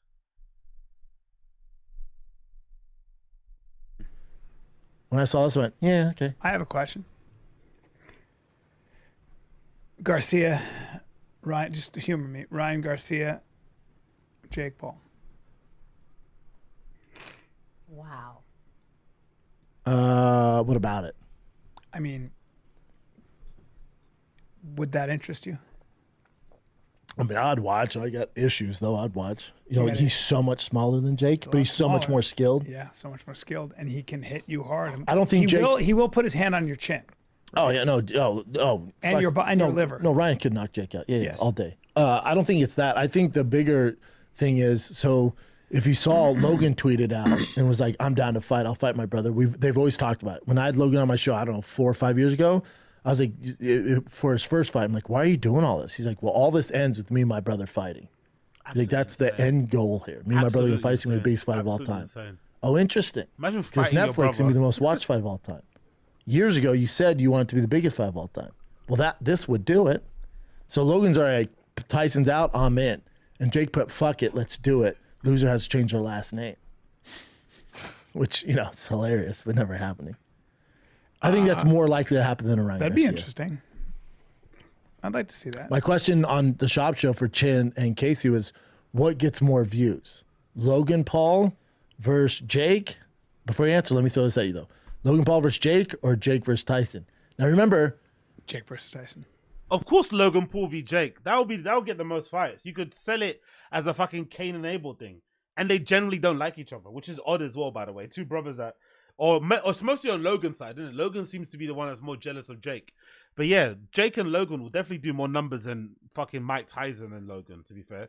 I'm actually happy that Mike Tyson and Logan fight's been postponed. I'm not going to lie. It was actually bumming me out seeing all those, seeing people actually be enthusiastic about it was really bumming me out. I didn't want to see Mike Tyson get fucking starched because, let's make no mistake. Jake Paul would have starched Mike Tyson. Maybe not even just punching power, just like, a young man in a ring with you just moving around and shit. He would have done something, popped a knee. Do you know what I mean? Like, I don't want to see that, man. I love fucking Mike, man. Especially this version of Mike. I don't want to see him fucking on the floor holding his fucking knee because it bent. Like, come on, man. Like, no. I'm happy the fight got cancelled. I'm not going to lie. Because people the are rooting Netflix against subscribers, Jake. I don't even think it's that. I think Rooting for Netflix Mike. subscribers are older. Like my dad's not going to watch Logan Paul. No. But I reckon I'm not happy that Mike didn't get a chance to make the money. I think he only took the fight because the money was probably crazy. You know, he probably got an amount that he probably couldn't turn down, you know? So I'm upset that he ain't been able to make a good payday to look after himself and his family, but sometimes money's not everything, man. I mean, he's a senior citizen, man. He shouldn't be doing that sort of shit. He'd be like, oh, I'm out. There's no Tyson, I'm out. Yeah. The majority of Netflix, those Exactly, Cambridge footballer. Most likely it would have ended like that. Like, we don't want to see, like, the way Woodley, yeah. Like, no. Yeah. Exactly, Mike Tyson would have gotten destroyed. Anderson Silva looking like shit sealed it for me. That Jake would exactly, Uncle Jesse. Like, come on, man. I don't know. I understand it spectacle wise, but Jake would have fucking beat the brakes off Mike Tyson. Let's be fair. He would have beat the brakes off of him, man. And we don't want to see that. None of us want to see that. subscribers, which are grown ass adults who love Tyson. Correct. That's the That's demo. exactly right. Logan Paul, hopefully the younger demo adds viewers and subscribers, but they also steal everything. They're going to pirate it and watch clips of it. So I don't know. Everyone does that though. The older people do that too. What's he talking about? No, it's just not just that. Weren't you illegally streaming MMA fights and fucking baited it up by telling everybody on your fucking podcast back in the day?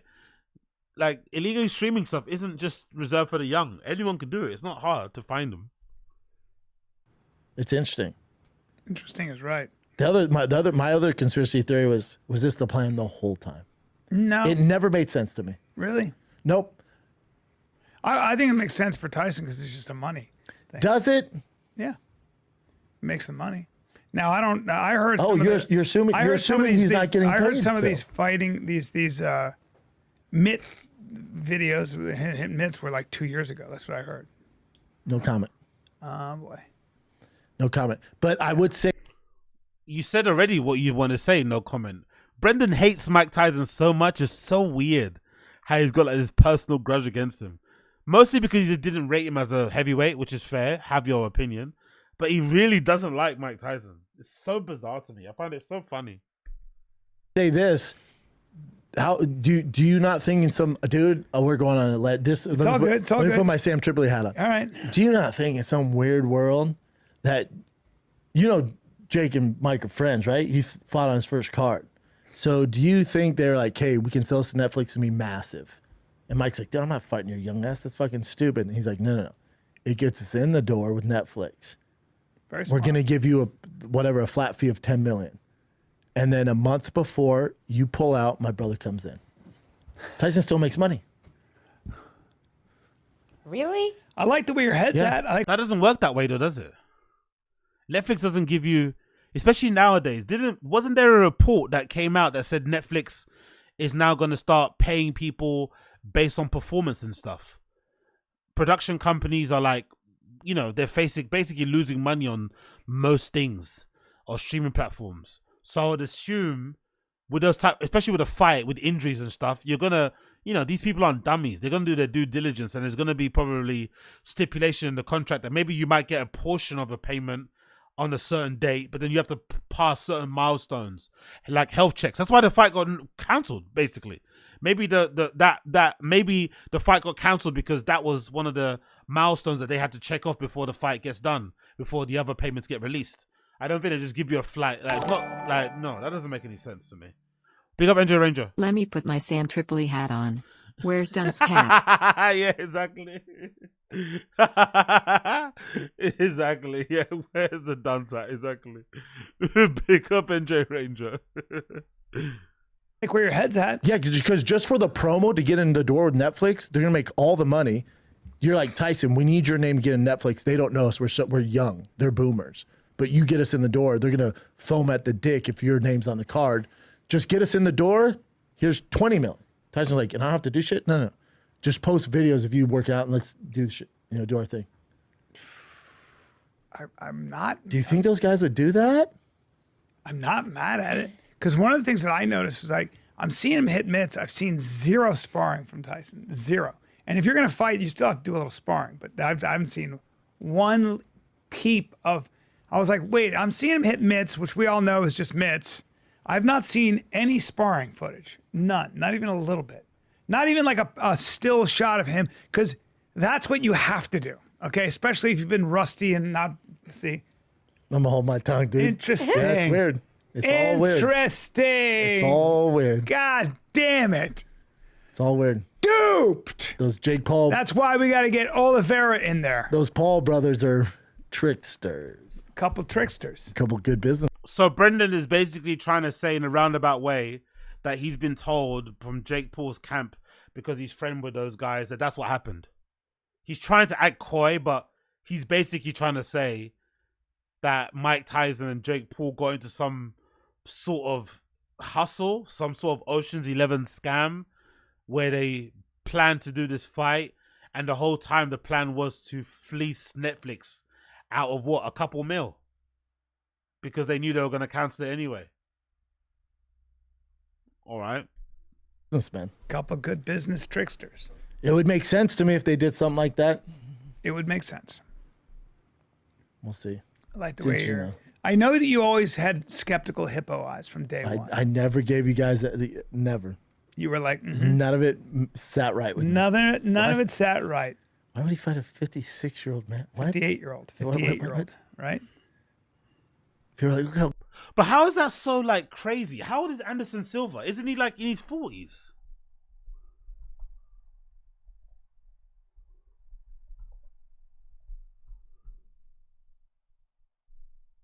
How old is Anderson Silva? Is he like 40 something? Let's see. 49. And Tyson's what? 50 something? Like, why is he making it seem like the age was a big deal? It wasn't. It's more so Mike Tyson's like physical condition and the fact that he's been walking with a cane. Do you know what I mean? It's not that big. It's not that big of a leap. If you fought Anderson Silva, fighting Tyson isn't that big of a leap, really. Didn't Holyfield fight recently too in some exhibition fight? It's just not that.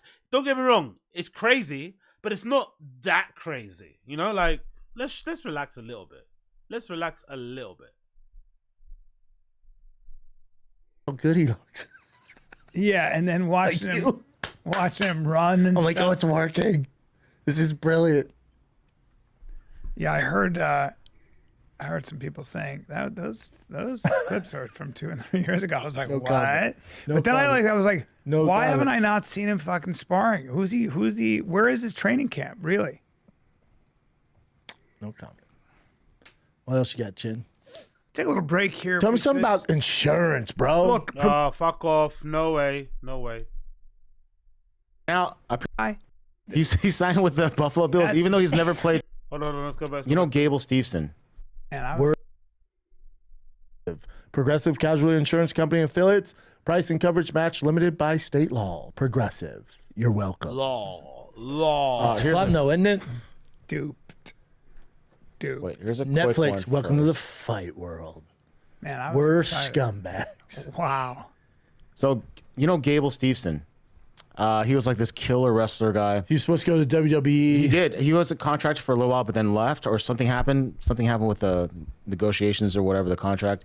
But now, apparently, he's never played football, but He won he's a gold signed. medal in the Olympics. Oh, dude. Is he the black guy? Yes. Who won Yes. at 21 years old. Yeah, savage. Monster. Wait a minute. He's signed with the Buffalo Bills, That's- even though he's never played football.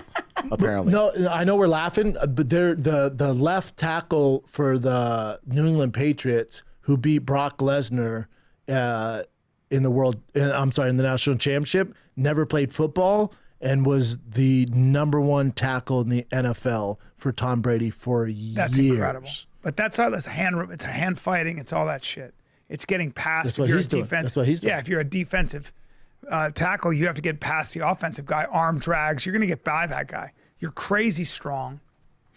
You know, it's just like get the quarterback. Okay, I He's can super get the quarterback. athletic. Yeah. Who knows? Yeah, he's ridiculous. He was 20. Don't they do any like jokes anymore? Is this all like a sports thing? Where's the jokes? Are they trying to be like ESPN? Why one for this?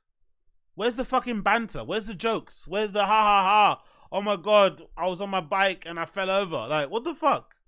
What is this show now?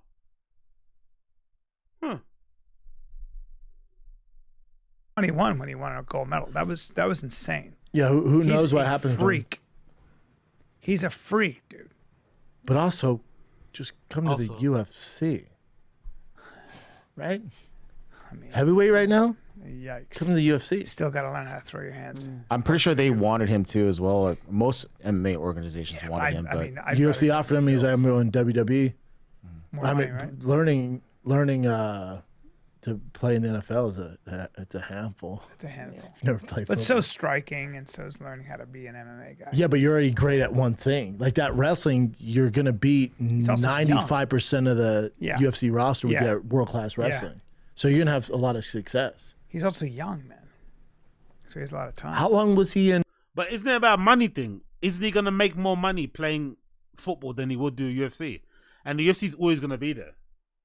You know, it's not gonna go anywhere. He could always come and fight in the UFC after his football career, even if it's not that long. It's the once in a lifetime opportunity. Of course, take the football over the UFC. What? Especially him. Why would he say that? He wanted to be a footballer the whole his life. Why would you? Especially if, like what? In WWE, I wonder why that didn't work out. They're like, because he keeps doing real fucking wrestling. That's why it didn't work out. He keeps going for single legs. Hey, dude, jump off the top rope. He's just a monster. Yeah, because there's a lot of buzz on him signing with the UFC. And when they said WWE, it's like, all right. Yeah, it's a 2021 to 2024. monster. I don't remember seeing him at all though. I don't either, and I'm He's a huge 24 years WWE old. Yeah, I think he went through like the training. Yeah. So it'll be He like interesting- refused to it'll be take his ear interesting to guards see- off. They're like, hey, dude, put some face paint on. He's like, no way. So the Buffalo Bills, he never played any football at all? There's been guys like that though. Yeah. One of the greatest tackles of all time. Never played football. Wow. Never played down football. They said, can you like? Yeah, it happens a lot. I think there's an English dude too, right? Not football. He played rugby though. There's been a few of those guys, English dudes who play rugby and shit, and then get signed to play, NFL. Must be fucking wild. I'm sure the transition between rugby and American football isn't too bad, but still, not playing one, it's fucking wild, and then still getting signed as a pro is fucking sick. Move your feet a little bit. We'll take him. And there's Tom Brady's right hand man. He's the guy who protected Tom Brady for all his glory years. Bring that guy up. What's his name? Monster. Oh, he beat Brock Lesnar for the national championship. Beat the shit out of him wrestling. Savage. Fuck. Incredible. Okay, Dede. Lovely Dede. How dare they put Triple H? Oh, you put Russell beat Brock Lesnar. Stephen hey man, Neal? get better at Stephen Neal. Russell I got beat you, Brock bro. Lesnar. It's Stephen Neal, yeah. Savage. Yeah. Stephen Neal. Stephen Neal. He was so angry. Next event. This one's a little sad, guys. Larry Allen, like, arguably one of the best offensive linemen ever, just died on vacation in Mexico, and we don't know what happened yet. Heart attack. Damn, he's only 52. Being a giant. He was enormous. Yeah, just a giant. One of the greatest to man. ever do it. 11-time Pro Bowler. So good. By the way, that's 5 years. I bet Sanaz knows more about football than Brendan, innit? I bet Sanaz knows more about football than Brendan, innit? She probably knows way more than him, but she keeps it cool. She doesn't, it's one of the rules in the 48 Laws of Power. Don't outshine the master or something, right? So she doesn't, try and say too much or do too much, but she knows the game. She knows the game of football. She knows the game of football. Years younger than me, kids. Yep. And he just, sometimes when you're a big man like that, your heart just stops. Yeah, you never know. Yeah, they haven't said anything yet. He was It's on the hard on all your body when decade you're that team. big. Jesus Christ. He was massive. Yeah. Cowboy fans are really. Oh, into it. he was so good. Played for the Niners too. Mhm. He's fucking stud. That's a bummer, man. It's such a bummer to be. Okay, next one. Great I topic, wonder girl.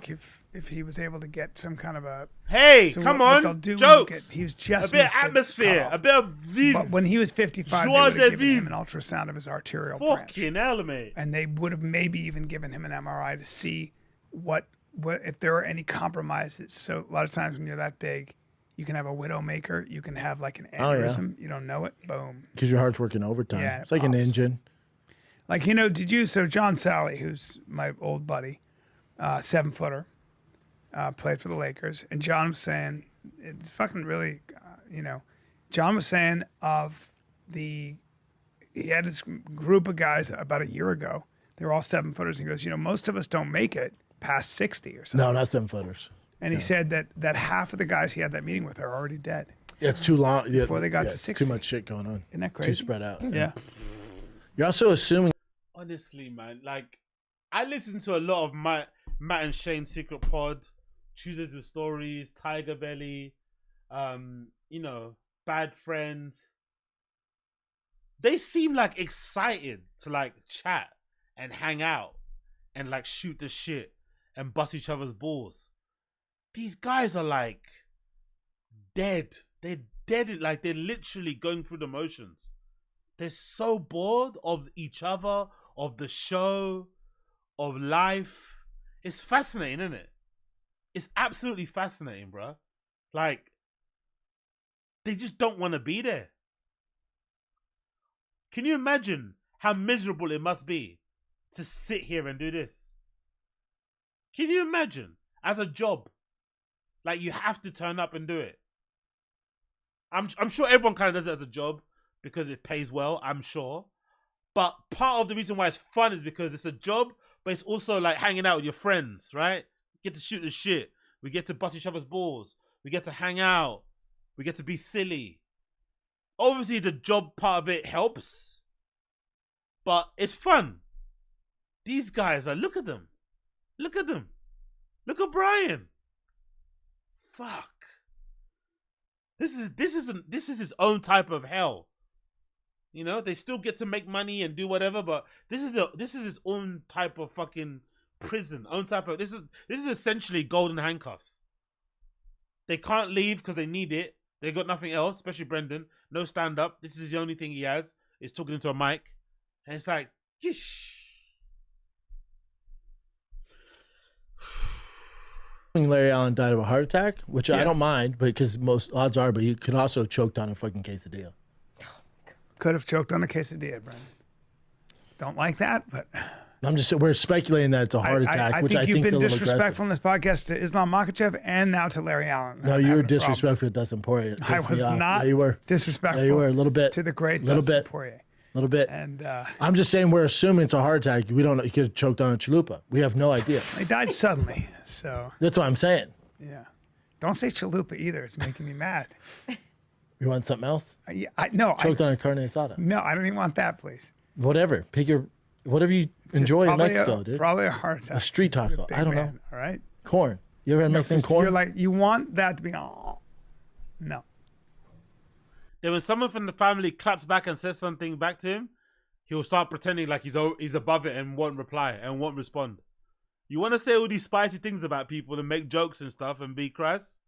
Then when they get angry, you're surprised they get angry. He's a great guy. I love him. Is he though?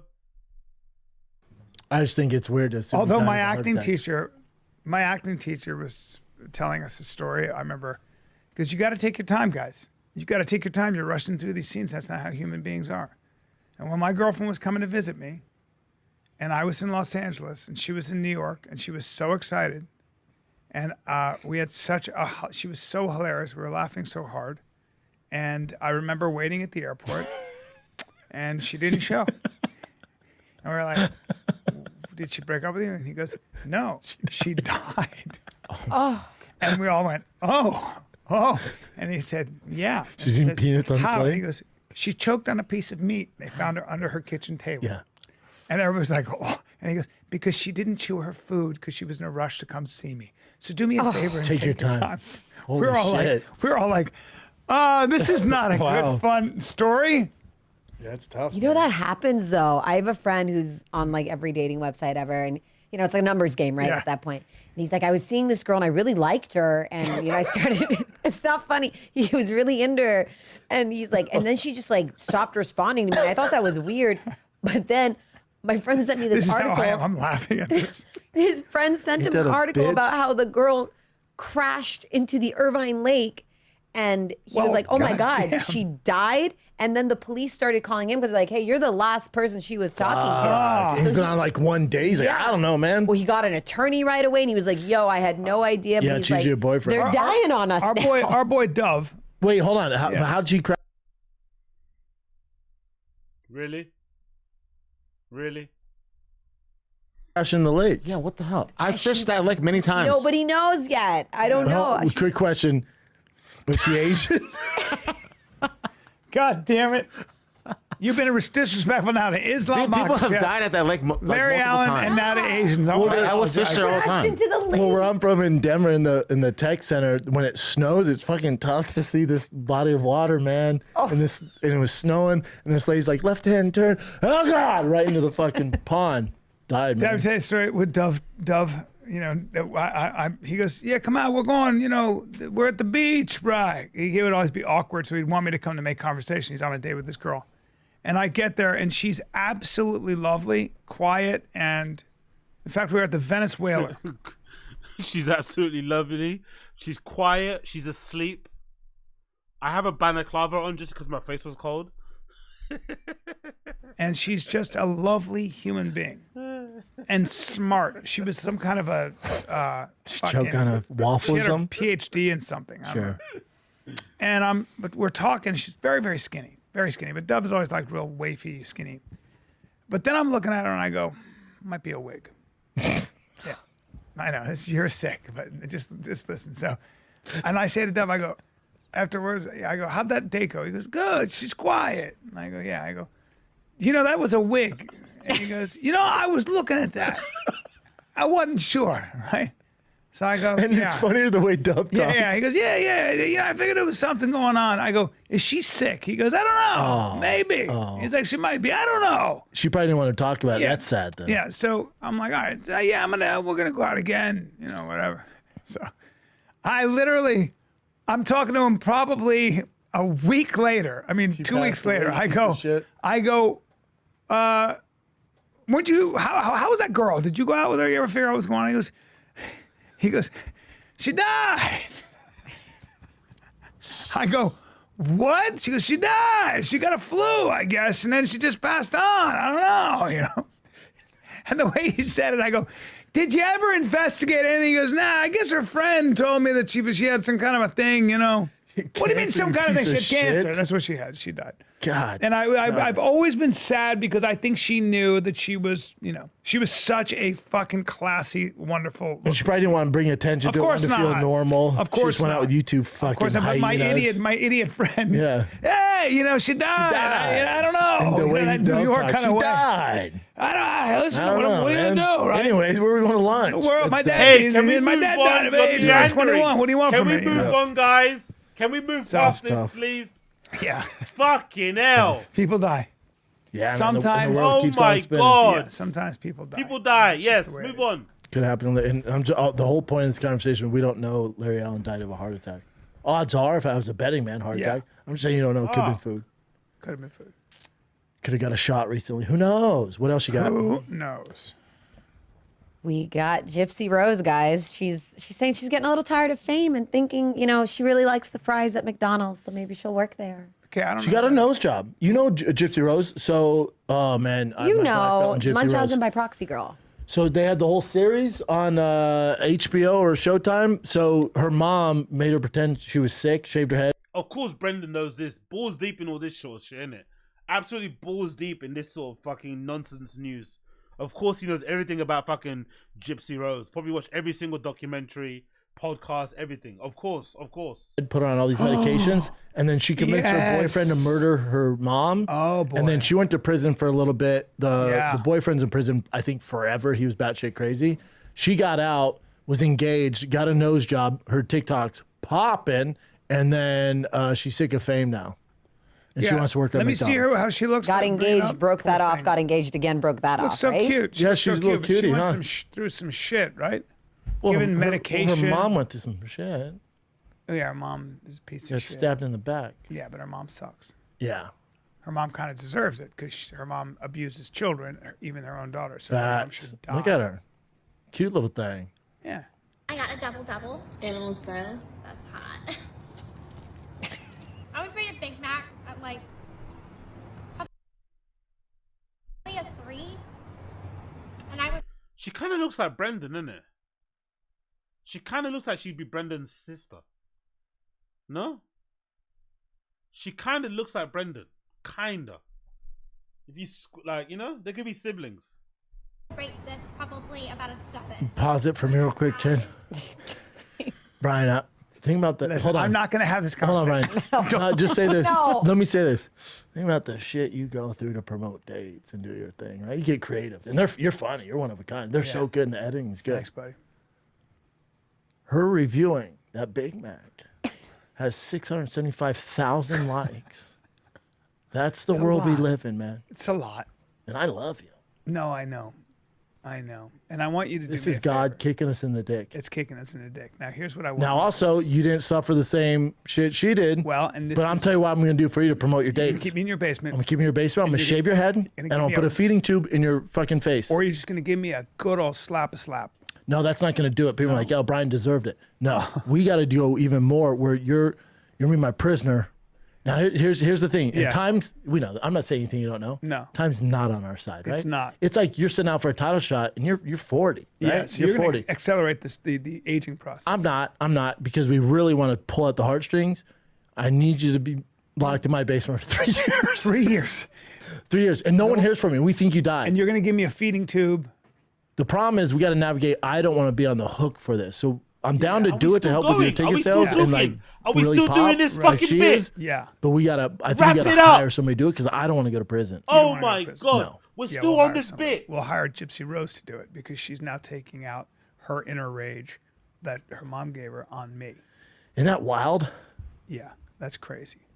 Life What, after lockdown. does she just do? Oh, I watched that entire series. You did? It was on TLC. Oh, I can't. How get was it? It was all right. The Bring problem up is I your know good she broke vibes. up with her fiance, Tell your and the last two coworker, episodes are fuck all you. about how she found love. I'm like, Fuck what you she know, I'm was about 100 pounds lighter than fucking I academics. think TikTok. She was going on podcasts. About I know 150 Nick probably. reached out to her. Fucking hell.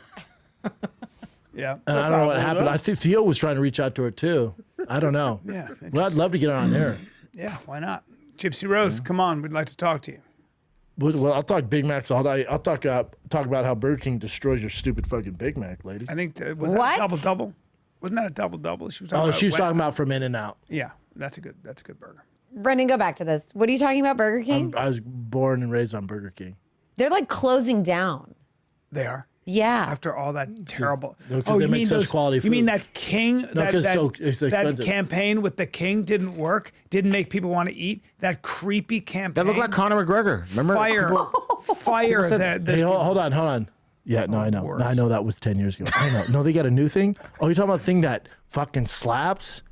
You rule. Their new ad, you rule, is crushing, dude. Yeah. You rule. Because it's King. You're a king. Honestly, this is like, of course he watches adverts, of course, memorizes them and talks about them like adverts of fast food chains. Is this where we're at now? This is some fucking Becky basic bitch shit. What next? Is he gonna be talking about fucking, I don't know, Stanley fucking cups? Like what? Adverts. This is what we're doing. Adverts. I don't know, but my Cool. kids love it too. Nah. It's our go-to choice. Is Burger King actually shutting down? A lot of them It's, are they have the closing. worst. Hold on. they have the They're worst. downsizing. Okay, they're downsizing Okay. because they're pumping out quality fucking meat, and we can't do it at mass levels anymore. You're a Burger King guy. You rule. Yep. I A remember Whopper when with Burger King- cheese? Say it Burger one King more back time. in the day Say wanted it one more to. time. They Say it one more sponsored us, and I was time, like, and I I'm don't gonna need end it, the so I don't want stream. to do it. And you were like, well, I Say it do one more because I time. eat it all the time. It's And my I was favorite. like, fair enough. If I have to And have I'ma fast press food, that's my command go. and I quit. will drive. Say When it me and one Jay more are on the time, road I'ma doing press car shit, command we and gotta quit. drive like whatever 2 days. I will drive an extra 2 hours to find a burger. Look how dumb they are that was their campaign. Look at you, you fucking dummies. You think I'm going to eat burgers because of that terrible fucking ad with that doll that you guys had? You prefer Ronald McDonald? Oh, you guys retired that mascot? It didn't work? How crazy. Hold on, it is what it is. You prefer Wendy, the little stupid redhead? Sure don't. With Freck? Oh, B. Sir, you're out of line. You're talking about that redhead little girl that didn't do shit. She didn't flip no burgers, and then she's the face of the company because her But she's dad did all the hard Wendy. work. She's Wendy. Aww. Aww. She didn't do shit. That's What was that, bro? Because I saw You this saw that other, one. that one Wendy was interesting. Oh, the You actual talking about chubby woman? Wendy? Get out, cousin. Talking about chubby Wendy? Just that one. Right Oh, there that is one. Interesting. Yeah. That's their That's Tim Dillon with a wig. no, that's their new mascot. That's it. They're trying to. It's like the whole Lizzo movement thing. Oh, okay. There you go. But you're gonna endorse that? Just some rich girl because her dad worked his ass Have off? you talked to Tim Dillon? I like Tim Dillon. I haven't in a while. Yeah, he's one of my favorites. Love him.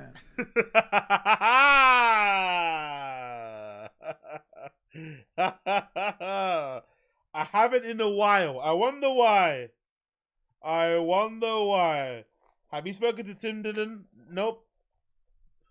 I wonder why. All right. There's the real Wendy.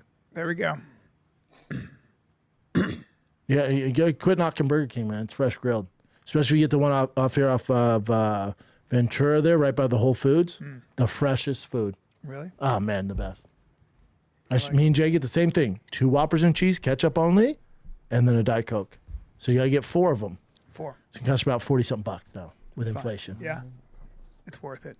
40 bucks? No. All right, what else you got? Let's take a little break. Let's take a little break because it's June, bro. And what are we doing in June, old Fishing. man? Honestly, I'm exhausted. This is just killing me. I don't think I could do this again. Nitric oxide. I'll just But pull that- some clips from this shit. This is fucking so bad. God almighty, bro. It's literally giving me a headache. Love to see him fight, though. It's Oh, a big- yeah. right? Yeah, thank You're God for "Oh, technology, right? shit, Yeah, because women have their eyebrows lifted, they have all this stuff done, and you're like, damn. So plastic surgery, filler, it all makes a huge fucking difference. Look at that, what they've done with her face. Give it up. Looks great. Madonna needs to call her people. Like, Who is 'cause that she's- guy? I don't know what he does. Okay, I'm done. I can't do this anymore. I'm sorry. I can't do them anymore. I don't care what they're gonna be talking about anymore. I can't. I'm fed up. I can't. They haven't. I can't. I just can't do it. I can't.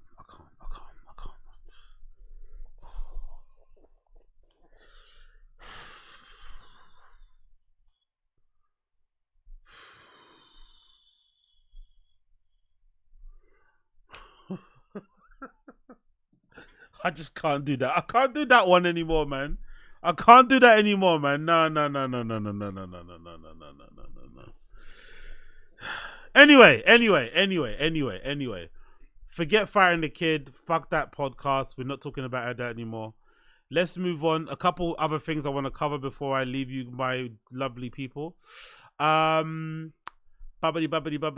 Oh, let's talk about Yuri. Let's talk about Yuri. So, the meme persists. Yuri allegedly is being accused of stalking Riley in San Francisco. Riley ran away from Yuri. She left the humble abode of LA and ran back to her family. I'm not gonna lie, I'm surprised. I'm legitimately surprised she ran and didn't try to come back. Because for the longest time, I thought they were made for each other. I thought they're what's your thing called? They're codependents, or whatever that word is. Is it codependence? What is it? Whatever that word is, where you're like dependent on somebody in a relationship, in a toxic way. I don't know what the actual word for it is. But regardless, I thought they would never ever be apart from each other. So I was generally surprised when she went back. Now, the assumption is this. That most likely she ran out of money or something happened in the family, so she had to go back. And then when she went back, the family used this opportunity to kind of get their arm around her and tell her, look, this guy's no good for you. So, I have a feeling that the family don't want Yuri to stay with them. He's not allowed to stay with them. Maybe they're traditional, maybe they're Christian, maybe they just don't like him. That's why he's staying with that random guy called Popo and shit. And he's not staying with Riley while he's in San Francisco. But then obviously, because Riley loves the guy, she's like, I don't want to break up with him, even though my family are forcing me. So they're doing this whole like, we're not going to put our relationship on social media thing anymore. But it's not going to last long because Yuri cares about the chat and he cares about IRL streaming way more than he cares about his girlfriend. So eventually he's going to break. He's going to crack. But there's definitely some sort of like agreement that they have at the moment to like, if we're going to be together, I can't be on your stream, blah, blah, blah. Yuri should have done this ages ago. As a man, as a quote-unquote leader of the household, he should have been the one to dead the whole thing of being on stream, because if you watch their arguments and stuff online, you would have seen part of the reason why Riley would get annoyed and pissed off and start crying was mostly because of the chat. The chat would destroy her, even though the chat's meant to be, they're meant to be supporters of Yuri and support Riley by default. They would really fucking tease her, say mean things on the TTS and shit, and of course Yuri would never turn it off or never skip it. Like, so that chat ruined their lives, hurt Riley's feelings, and potentially destroyed their relationship. So, they're playing nice now, but eventually they're gonna break. It's not gonna last long. I don't think so. I don't think it's gonna fucking last long. And obviously Adam22 didn't miss an opportunity to stick the knife in a little bit the other day on No Jumper. Look at what Adam22 said about the one and only harmonious man Yuri. I would like to take a moment to address all the men out there, everybody who is watching this. Guys, I know that there may come a time in your life where a girl's really got your heart wrapped around her finger. And then maybe sometimes that girl might even take things more seriously and she might move 7 hours north. Guys, don't become a stalker. Oh, not worth shit. it. Hey. It's not worth it, guys. Don't do it.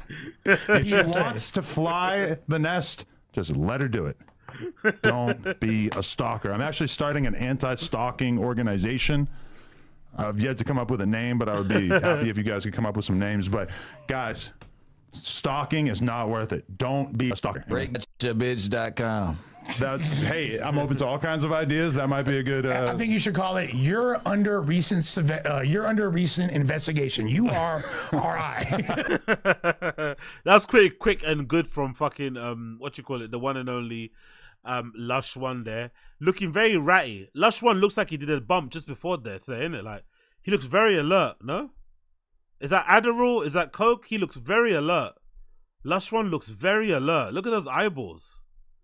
He looks like he's paying all the attention. Look at that. Fucking hell. Lush looks like he's paying all the fucking attention. What was that? Has a specific.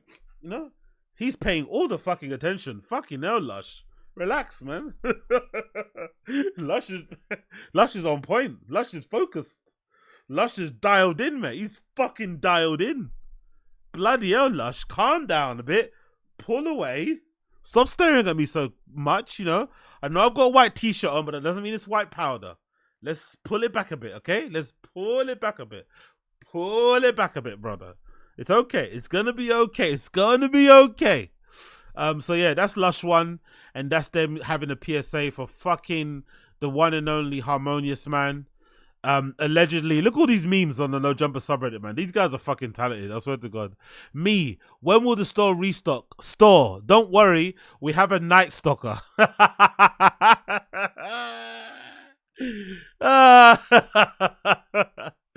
It's so fucking funny. We have a night stalker. Oh God, sorry. I'm doing a hiccupy. But yeah, and then another one. We've got Adam throwing more shots at Yuri while Sharp is talking. Hit a shot towards the end. To wake up in certain moments and shine the way he needs to as a podcaster and not just rely on, hey, let me just hit this bottle, fool. People want to just see you get crazy.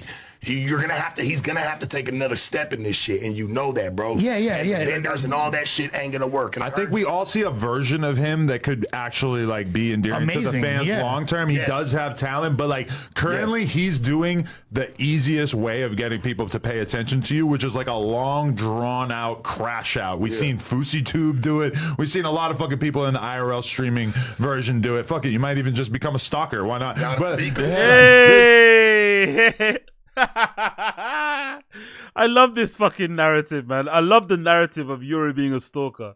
I absolutely love the narrative of Yuri being a stalker. It's fucking brilliant. I hope it's true. I really do hope he actually is out there legitimately stalking fucking poor old Riley and she doesn't want anything to do with him. I hope that's to be the case. I really hope that's to be the case. I doubt it, but I hope that is the case. I do doubt it, but I do hope that is the case. Anyways, actually talking about Fuzi, didn't Fuzi tweet something recently about his condition? What's Fuzi been up to? Let me actually get Fuzi's Twitter up here. But I think I saw a tweet with Fuzi. He said something about himself, a help update. What did Fuzi post? Let me see. It's on the Twitter space. I'm sure I saw Fuzi post something. Legendary Fuzi. Fuzi, man, I'm not gonna lie. I'm pissed off that it ended the way it ended because he was such fun to cover and talk about. Was it last year or a couple of years ago when he was IRL streaming and going fucking crazy on Kick? Then obviously he had that breakthrough. But yeah, man, like, Fuzi was proof that you can't IRL stream forever. He legitimately had a mental breakdown IRL streaming every single day. So anyway, Fuzi, oh my God, bro. Oh my God, people, look at this. Look at Fuzi's Twitter, right? So Fuzi posted recently on his Twitter. Look at this. I scroll down, check Fuzi's Twitter. He's got a new one that he just posted. I was like, oh, look, let me see what he said. You click the post and look at the amount of text. Look at that. 7 paragraphs. How many paragraphs is that? Oh my fucking God, bro. How do you write so many words on Twitter? Fucking hell. Big up Koila. Last summer with GTA 6. Yeah, bro. On it. Come on, Koila. You know, man. You know. But to be fair as well, not to be fair to me, but I also realized that I don't have as high of a threshold for nutty people as I thought I did. I like a little bit of self-deprecation. I like a little bit of like chaos. I love a little bit of like self-destruction. I love a crash out. I love a meltdown. But when Fuzi went off the reservation, it was kind of sad, and I didn't feel good about watching it. I'm not gonna lie. I felt like I would enjoy it more, but I didn't really. Especially when he got sectioned. You know what I mean? He actually got put into a psych ward and shit because he was streaming too much. You know what I mean? Like, it's hard to really watch people really suffering. I thought I was a bit of a, what's I think, is it sociopath? Where I couldn't really feel those type of feelings, but I guess I do have a heart and a soul. So I did feel really bad about it, you know?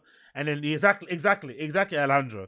And then the whole mental health, because that's the thing as well. I think, this is really sad to say this, but I think the truth is that I never actually thought about the mental health aspect of it. I just thought he was just being funny, you know? I was just into entertainment. But then when I actually thought about, oh shit, he's actually suffering. There's actually something wrong with him. He's ill. He's having he's having an episode. Do you know what I mean? His mental health is fucking suffering. I was like, that's not really funny, really, is it? It's not really funny at all. It's not funny at all.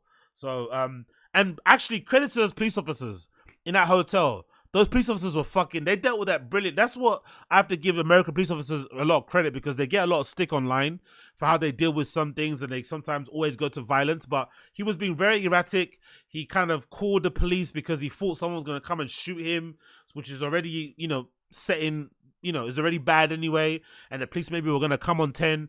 But as soon as the police came into his hotel room and realized that he wasn't all there, they treated him really well. You know what I mean? They didn't, make him more crazy. They didn't go, you know what I mean? Like, they dealt with that really well. They really dealt with it really well. So big up that police officers. They dealt with it really fucking well. Yeah, exactly. Alejandro, good cops in that situation, Rodney King would say otherwise. Bro, what the fuck, man? How you gonna lower the vibes like that? Rodney King begged to differ. Fucking hell, man. Honestly, my stream chat, you guys are fucking wild.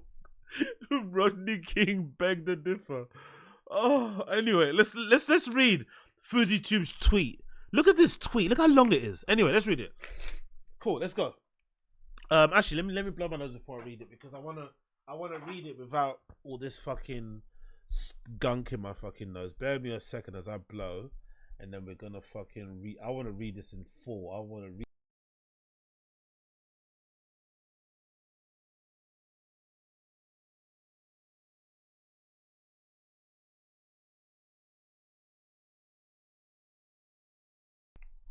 Okay, let's go. Let's go. Fuzi. As you know, it's almost been a year since I've been on social media. And I've been brutally honest about where I am. What? As you know, it's almost been a year since I've been on social media. What do you mean? Oh, since he came back, you mean? Okay, cool. As you know, it's almost been a year since I've been on social media, and I need to be brutally honest about where I am. This is such an American thing, like oversharing like this. Why do we need to even know this? If you're going through stuff, bro, deal with it privately, and then whenever you're ready to come back and do content, come back. If you're not ever going to be ready, take your, chill. You don't owe us an explanation, Fuzi. Honestly. I don't know why people feel the need to, overshare that. You don't owe us anything. Just take your time, man. Recover, brother. You don't owe us anything, brother. Ever since the live streaming incident last year that changed everything again, I've been suffering deeply, and I don't know how to escape this pain. Every day I feel trapped in my mind, suffocating, battling suicidal thoughts. I even attempted to take my own life this year and failed. Now I feel like a dead man walking, emotionless, empty, stuck in a cycle of despair. Yo, Kick streaming fucking broke this dude, bro. Fucking hell. IRL streaming every fucking day. It does do something to you, innit? Because we saw him change. But to be fair as well, it wasn't all streaming. He was obviously suffering before that, but still, it's sad to hear. I know we've heard this before. He does this every year. Here we go again, and it's true. I've gone through this every year because I haven't haven't ever beaten it. Quite frankly, this depression is going to be a lifelong battle, but it's one I'm hoping to learn how to overcome and get on top of instead of having to run the show as it has been my whole life, or even worse, have it end me, as it's trying to. It tries to say no one gets it, no one will get it. They've heard this before. The only way to make them understand and show them how painful it is to shit. Fucking hell. I've lived my entire life with a sense of something missing, always feeling different from others, not being able to laugh naturally, be happy, feel worthy, feel connection, feel love. I've always wanted to feel normal, wanted whatever that means, which is why I've always hid behind a persona and character that wasn't me, quote unquote Fuzi. I never created a life for Yusuf. I never built a life for Yusuf. I've never lived as Yusuf. I always hid behind an ego inflated by an external materialism and validation as a version of who I thought the world wanted me to be.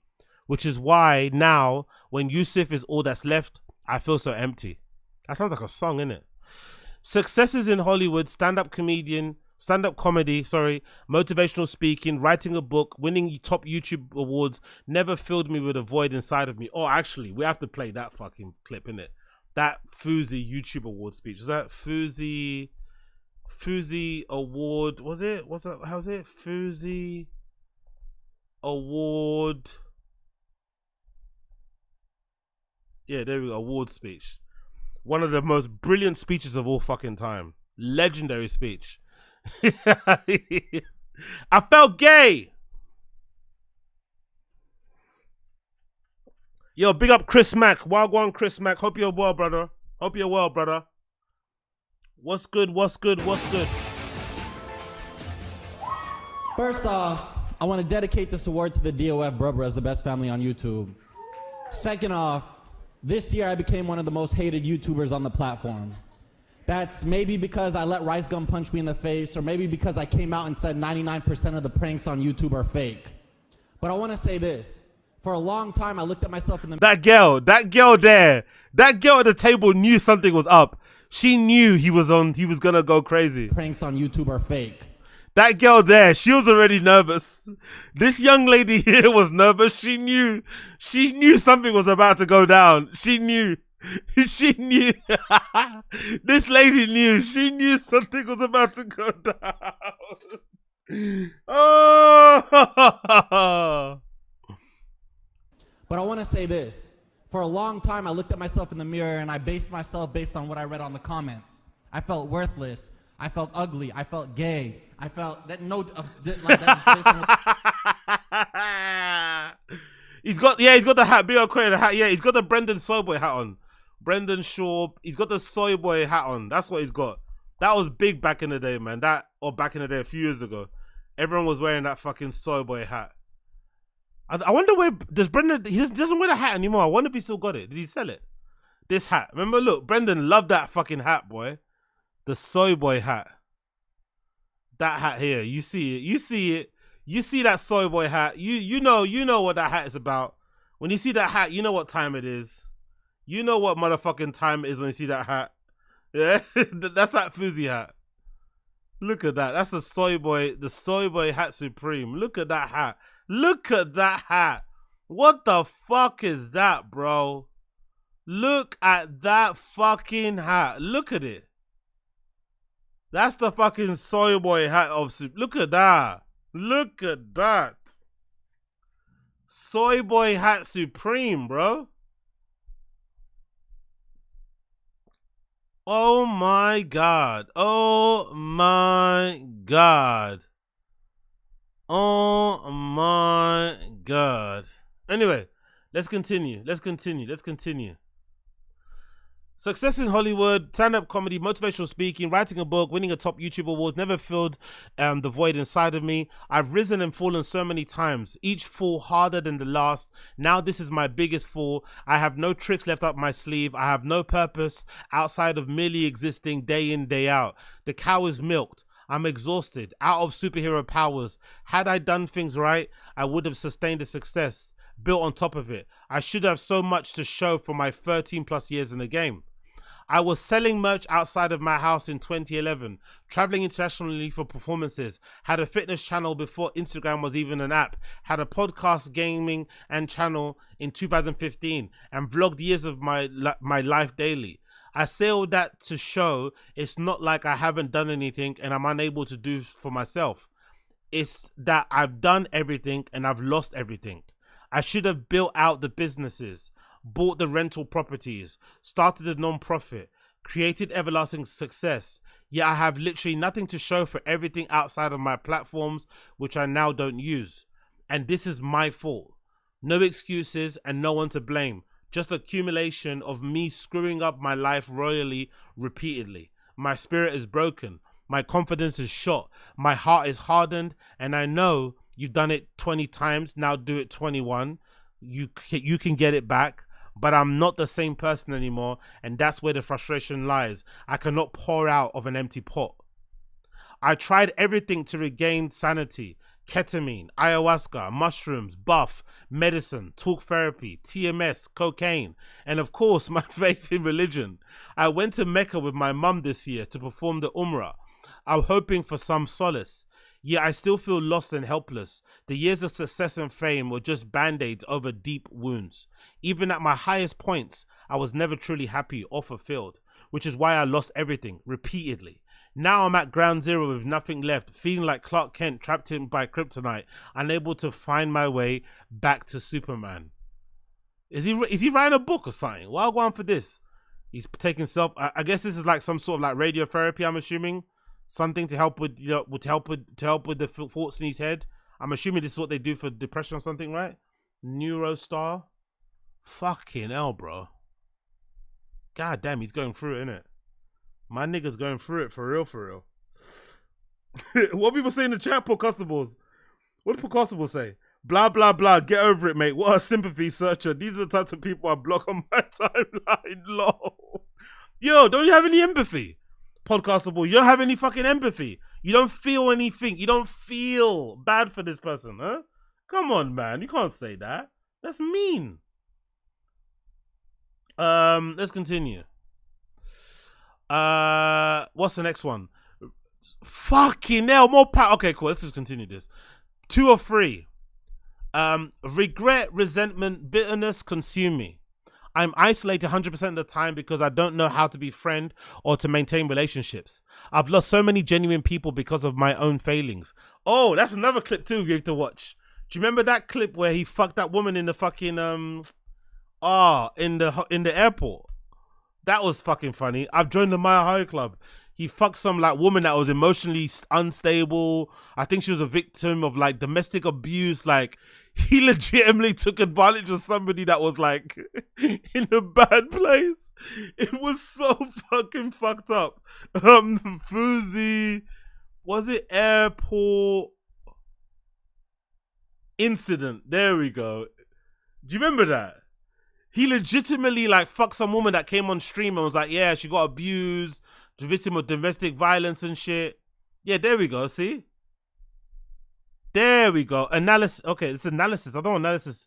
Fuji made a stream so bad, really bad. Okay, there we go. See? There it is. Full analysis of the airport stream. Let's play this one. Should we play it or should we do another one? Let's airport. There we go. Airport. This is the one. Big up this person. What's her name? DJ Screw something. DJ Screwdriver. Big up DJ Screwdriver. In this video, I'll be going over all the details I know about this FouseyTube controversy and condensing it so it's coherent. He recently went viral again for saying the N-word on stream.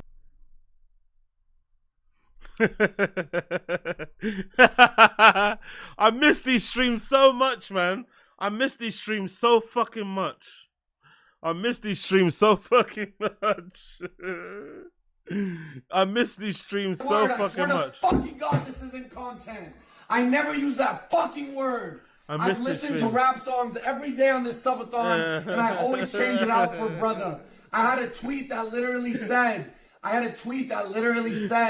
hate when... Recently, Fousey did something on August 6th that was way worse. Fousey was in a New York airport streaming his interactions with people and walks into a bar and talks to a woman sitting there. Such a bad person. I'm such a dickhead. I'm not.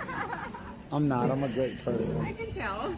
How are you? Hey, how are you? I'm so good. She would later state she was, quote-unquote, in a cult, and state she was not sober. She can maintain conversation and isn't slurring her words together, so I think she wasn't fully drunk, just tipsy. It's a cult, basically. I'm not kidding you. You're in a cult? Yeah. You're sober? Yeah, well, no. Cool.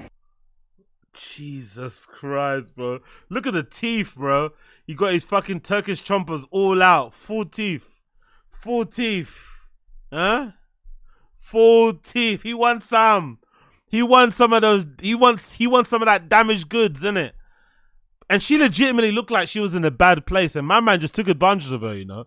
You'd think if you're in pain as well and you're suffering too, mentally, spiritually, personally, that you'd understand what someone's going through. And when they're a bit low, you won't want to take advantage. Like, Keemstar's a bad, I mean, not Keemstar. I mean, Fousey's a bad guy, man.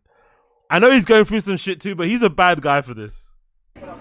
20 minutes after first talking with her, Fousey asks her if he can make his chat mad by doing this. I have a Discord, right? With like 8,000 members. Can I send them a picture of me and you kissing? To piss them off? Thank you.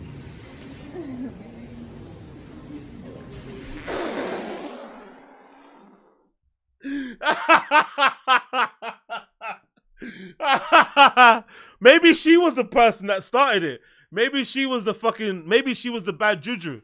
Maybe she was the bad juju. Look, exactly. He's so happy that he got some like random. He doesn't even know where her mouth's been. He just like all up in saliva spitting. Like he was all up in that, bro. Oh my God.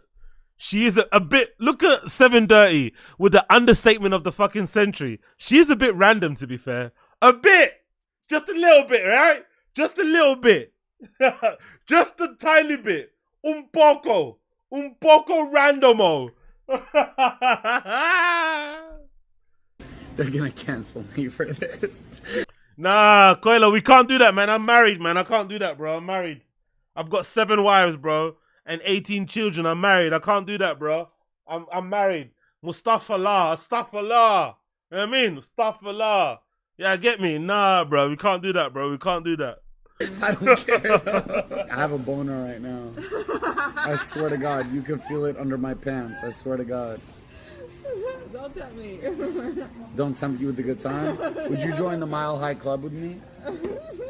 The woman then claimed she was in the sex trade, and Fousey places Yu-Gi-Oh! Nice Guy Advocate Riz card and admits to being a customer of trafficked women. What the fuck? So I got sold into the sex trade. You got sold in the sex trade? I actually care about this shit because I'm like an advocate for like a Yo! When you have to pretend like this to get cheeks, you don't deserve, like, this is deplorable, man. Again, I'm so lucky I grew up where I grew up. This is not a win. You don't win like this. This is not P. This is not G. This is not G, bro. This is not G. This is not a win. This doesn't count. Yeah, I'm actually an advocate of like the sex trade. What?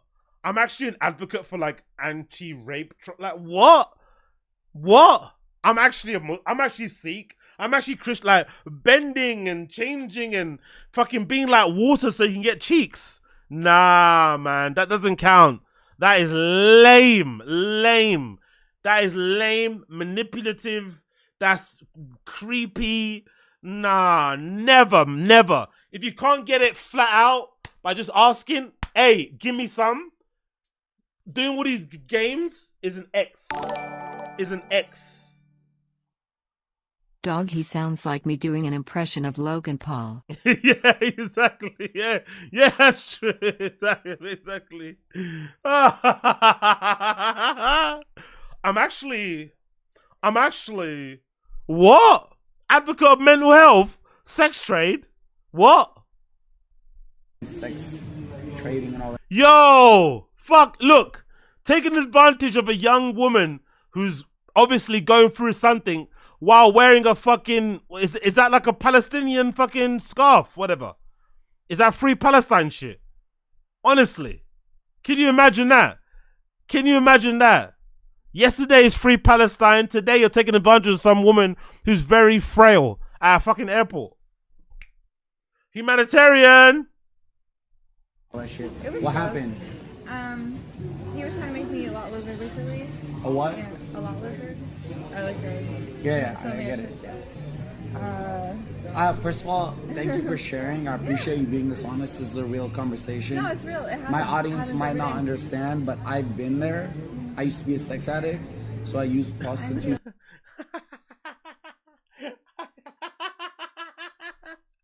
I used to be a sex addict. For years.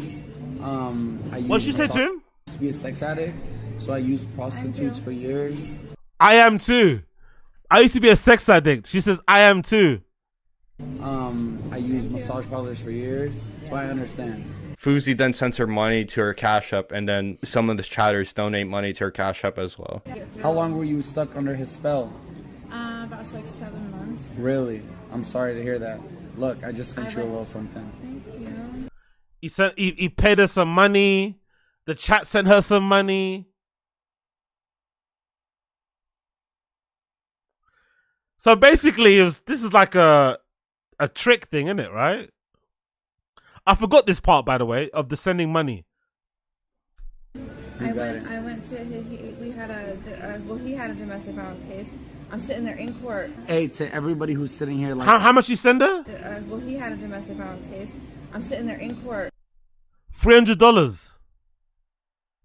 Oof. Hey, to Whoa. $300. Fucking hell. She should have charged a bit of a premium at an airport as well. At an airport, you should charge a bit more of a premium. $300. Come on, girl. You gotta value yourself a bit higher than that. everybody who's sitting here, like, oh my God, you kissed her, da da da. This woman was involved in sex trafficking. The guy who manipulated her and brainwashed her is a piece of fucking shit and deserves to die. So yes, I sent her $300 so she can start removing her. Hold on, what does that have to do with the kissing though? Hold on, did you say, oh, you kiss her, blah, blah, blah. What does you have, why did you kiss her though? What does kissing have to do with helping her get out of the, underneath the thumb of this like pimp controlling person? What did you swapping saliva with her have to do with that? Tattoo and see her kids this weekend. I'm against that. I'm a sex addict. A lot of the women that I used to get hand jobs from were sex trafficked. I like how he's like sending a little like horny signals, isn't it? Hand jobs, I'm hard, like horny, sex addict. This is like little code words to get them both horny and stuff and hot and bothered, isn't it? He's such a child. And I'm so ashamed in that. So if I have a chance to help somebody. They share an emotional moment of crying for minutes about sex trafficking, and Fuzi asked to talk to her in private. The reason I relate so much, I'm going to be honest with you. Oh, he fucked her after this cry. Oh my God. They actually had a real moment. They actually had a real moment where she started crying, right? Maybe the drugs, maybe the drinking, and he decided to fuck her after this. Pure dirtbag, pure utter scumbag behavior. You gotta fucking rate it. How scummy that shit is. Because I used to be a sex addict.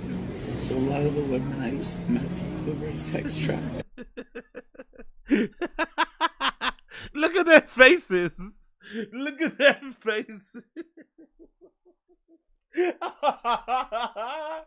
Oh, Fuzi! I'm not familiar. I didn't know about your game, bro. What's that Shaq thing, man? The Shaq meme.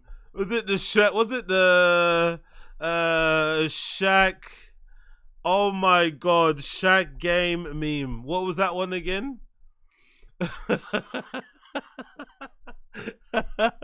I owe you an apology. I wasn't familiar with your game, Fuzi. I really wasn't familiar with your game, Fuzi. I'm sorry. Okay? I really wasn't familiar with your exploitative, incredibly depressing game.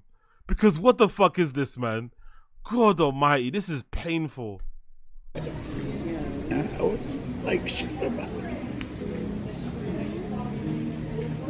Can we talk in private? Oh, no. I was always upset. I would always leave the massage parlors like shit. After the nice Asian ladies at the massage parlors drained me of all the coom I had inside of me, I couldn't look at myself in the mirror. After spending all my parents' money on some young Filipino woman. Knew the woman I was sex trafficked with gonna be there. But my addiction couldn't control it. That's why I'm happy to be helping you. Can I talk to you privately off camera for a second? Of course. Come with me. They embrace and hug for 4 minutes, and it looks like there was some kissing involved and maybe some sexual touching. Fuzi then points to the right and then walks up to the bartender to say this. Hey, my friend, come here.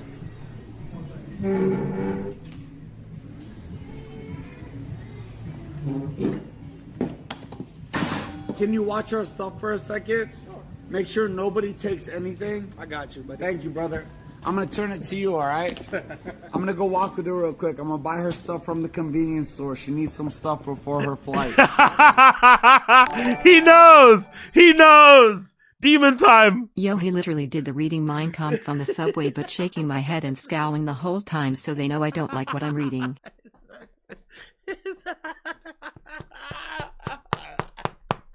Exactly, NJ. Oh, exactly.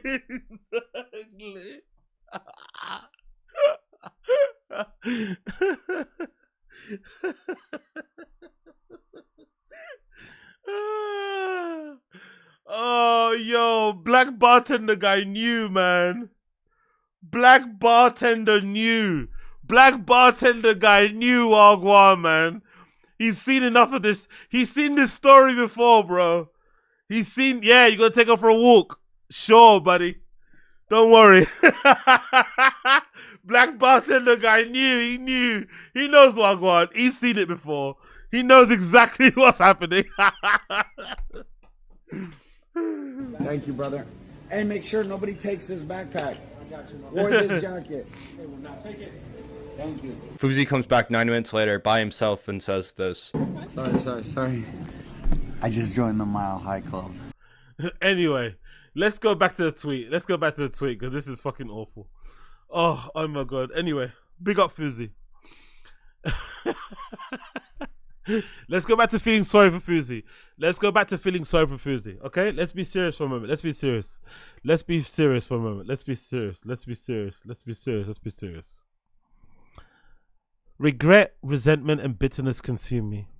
I'm isolated 100% of the time because I don't know how to be a friend or maintain relationships. I've lost so many genuine people because of my own failings. I kicked everyone out of my life. I don't reach out to anyone. I don't like posts. I don't have relationships. Now I can't even talk. I'm a mute, unable to respond to calls or texts as if they come in. I could be with anyone in the world and I would sit there staring blankly, nothing to say. I am empty, emotionless, despondent, numb. Even at a recent family wedding, where I should have felt joy dancing with my mum, I was consumed by thoughts of ending my life, feeling like the best days are behind me. There's no going back. I have nothing left to give. I love you, Fuzi, but you're full of shit, bro. You're a mute, but you've literally wrote a novel on fucking Twitter. Is that how mutes work? You're mute just in person, but you can fucking type a fucking, you know, a fucking Harry Potter fucking novel on fucking Twitter, right? All right, cool.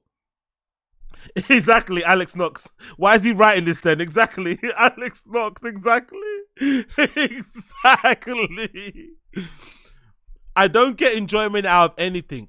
Pure what's that? Anhedonia. Pure anodine. Anhedonia. Anhedonia. What does anhedonia mean? What does anhedonia mean? Look at him using big words. What the fuck does that mean? A lack of interest, enjoyment, or pleasure from life experiences. Okay, cool. Let's continue. No matter what I'm doing, watching a movie, listening to music, playing a sport, my mind is in a dark place, disassociating from reality. My eyes may be on the screen, but my thoughts are somewhere else, trapped in a different, darker reality. I don't expect anyone to understand, which is why I've refrained from posting for so long. I haven't naturally slept since 2022. One night that year, I woke up at 2 a.m. and couldn't go back to sleep. This one didn't happen. Did this happen to Jordan Peterson? Remember Jordan Peterson? Didn't Jordan Peterson say one time when he was on the carnival diet, like he didn't sleep for like a week or something? Do you guys remember that?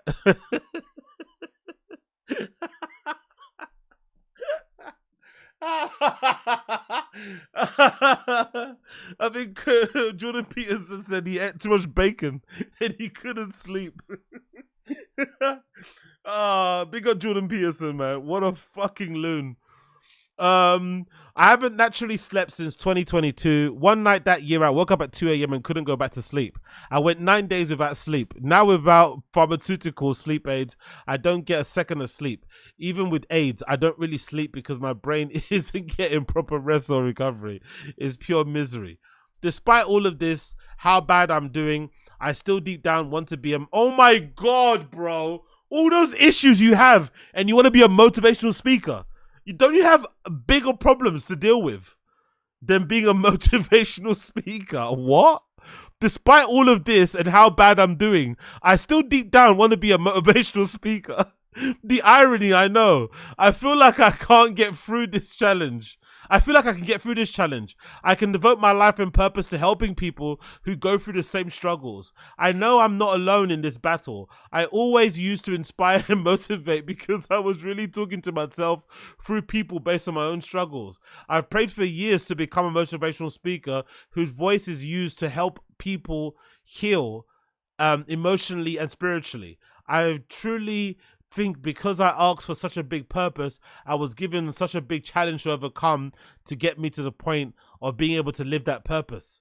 This is like that guy, that friend that you know, who's going through a horrible time with their girlfriend or boyfriend and they want to break up, but then instead of breaking up and having a break, they go straight into another relationship. It's like, bruh, weren't you like having a horrible time being in a relationship and you were whatever happened? Don't you want to have a bit of a break and like enjoy life a bit and just like chill and gather your thoughts? This is what he's doing. He's going through shit and now the first thing he wants to do is go back out there and make content and be like, what? Bro, you have so much stuff to do. Like, I don't know. I generally don't know what to do. Every single second of every single day for almost the last year has been the exact carbon copy of the last. From the thoughts to the feelings to the routine, no matter what variables change on the outside, nothing changes on the inside. Yet I'm waiting for something to quote unquote magically change. To just wake up one day and feel better. Which life, of course, doesn't happen that way. Insanity is doing the same thing again. Of course. We're getting this Einstein quote. Oh, Oh, he's absolutely off the reservation, mate. We're getting this Einstein quote. I'm cool. The Lord is my shepherd, he will guide my path. Is that what? Oh, fucking hell. I love Fuzi so much. I fucking love Fuzi so much, man. Anyway, I'm stuck. I'm paralyzed. I can't get myself to do anything or try anything because I'm stuck in my head. All I have are the constant ruminating thoughts of negativity that solidify the space I am in and constantly manifesting the suffering and despair.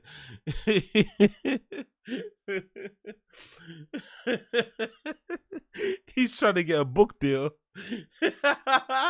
He's trying to get a book deal. He wants someone to pay him for his memoir, innit? He's trying to get a fucking book deal. All I have are the constant ruminating thoughts of negativity that solidify in the space I'm in and constantly manifesting the suffering and despair.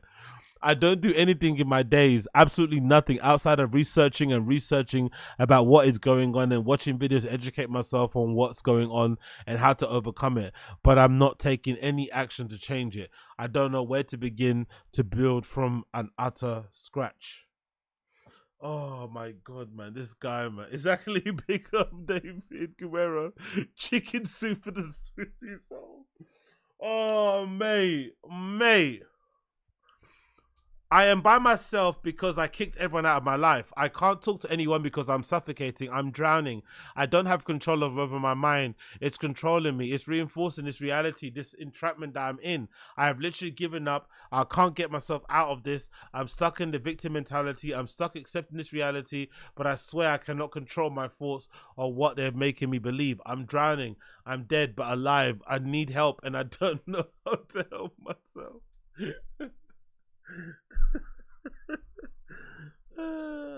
I need help. Okay, put down your phone, mate. That's number one.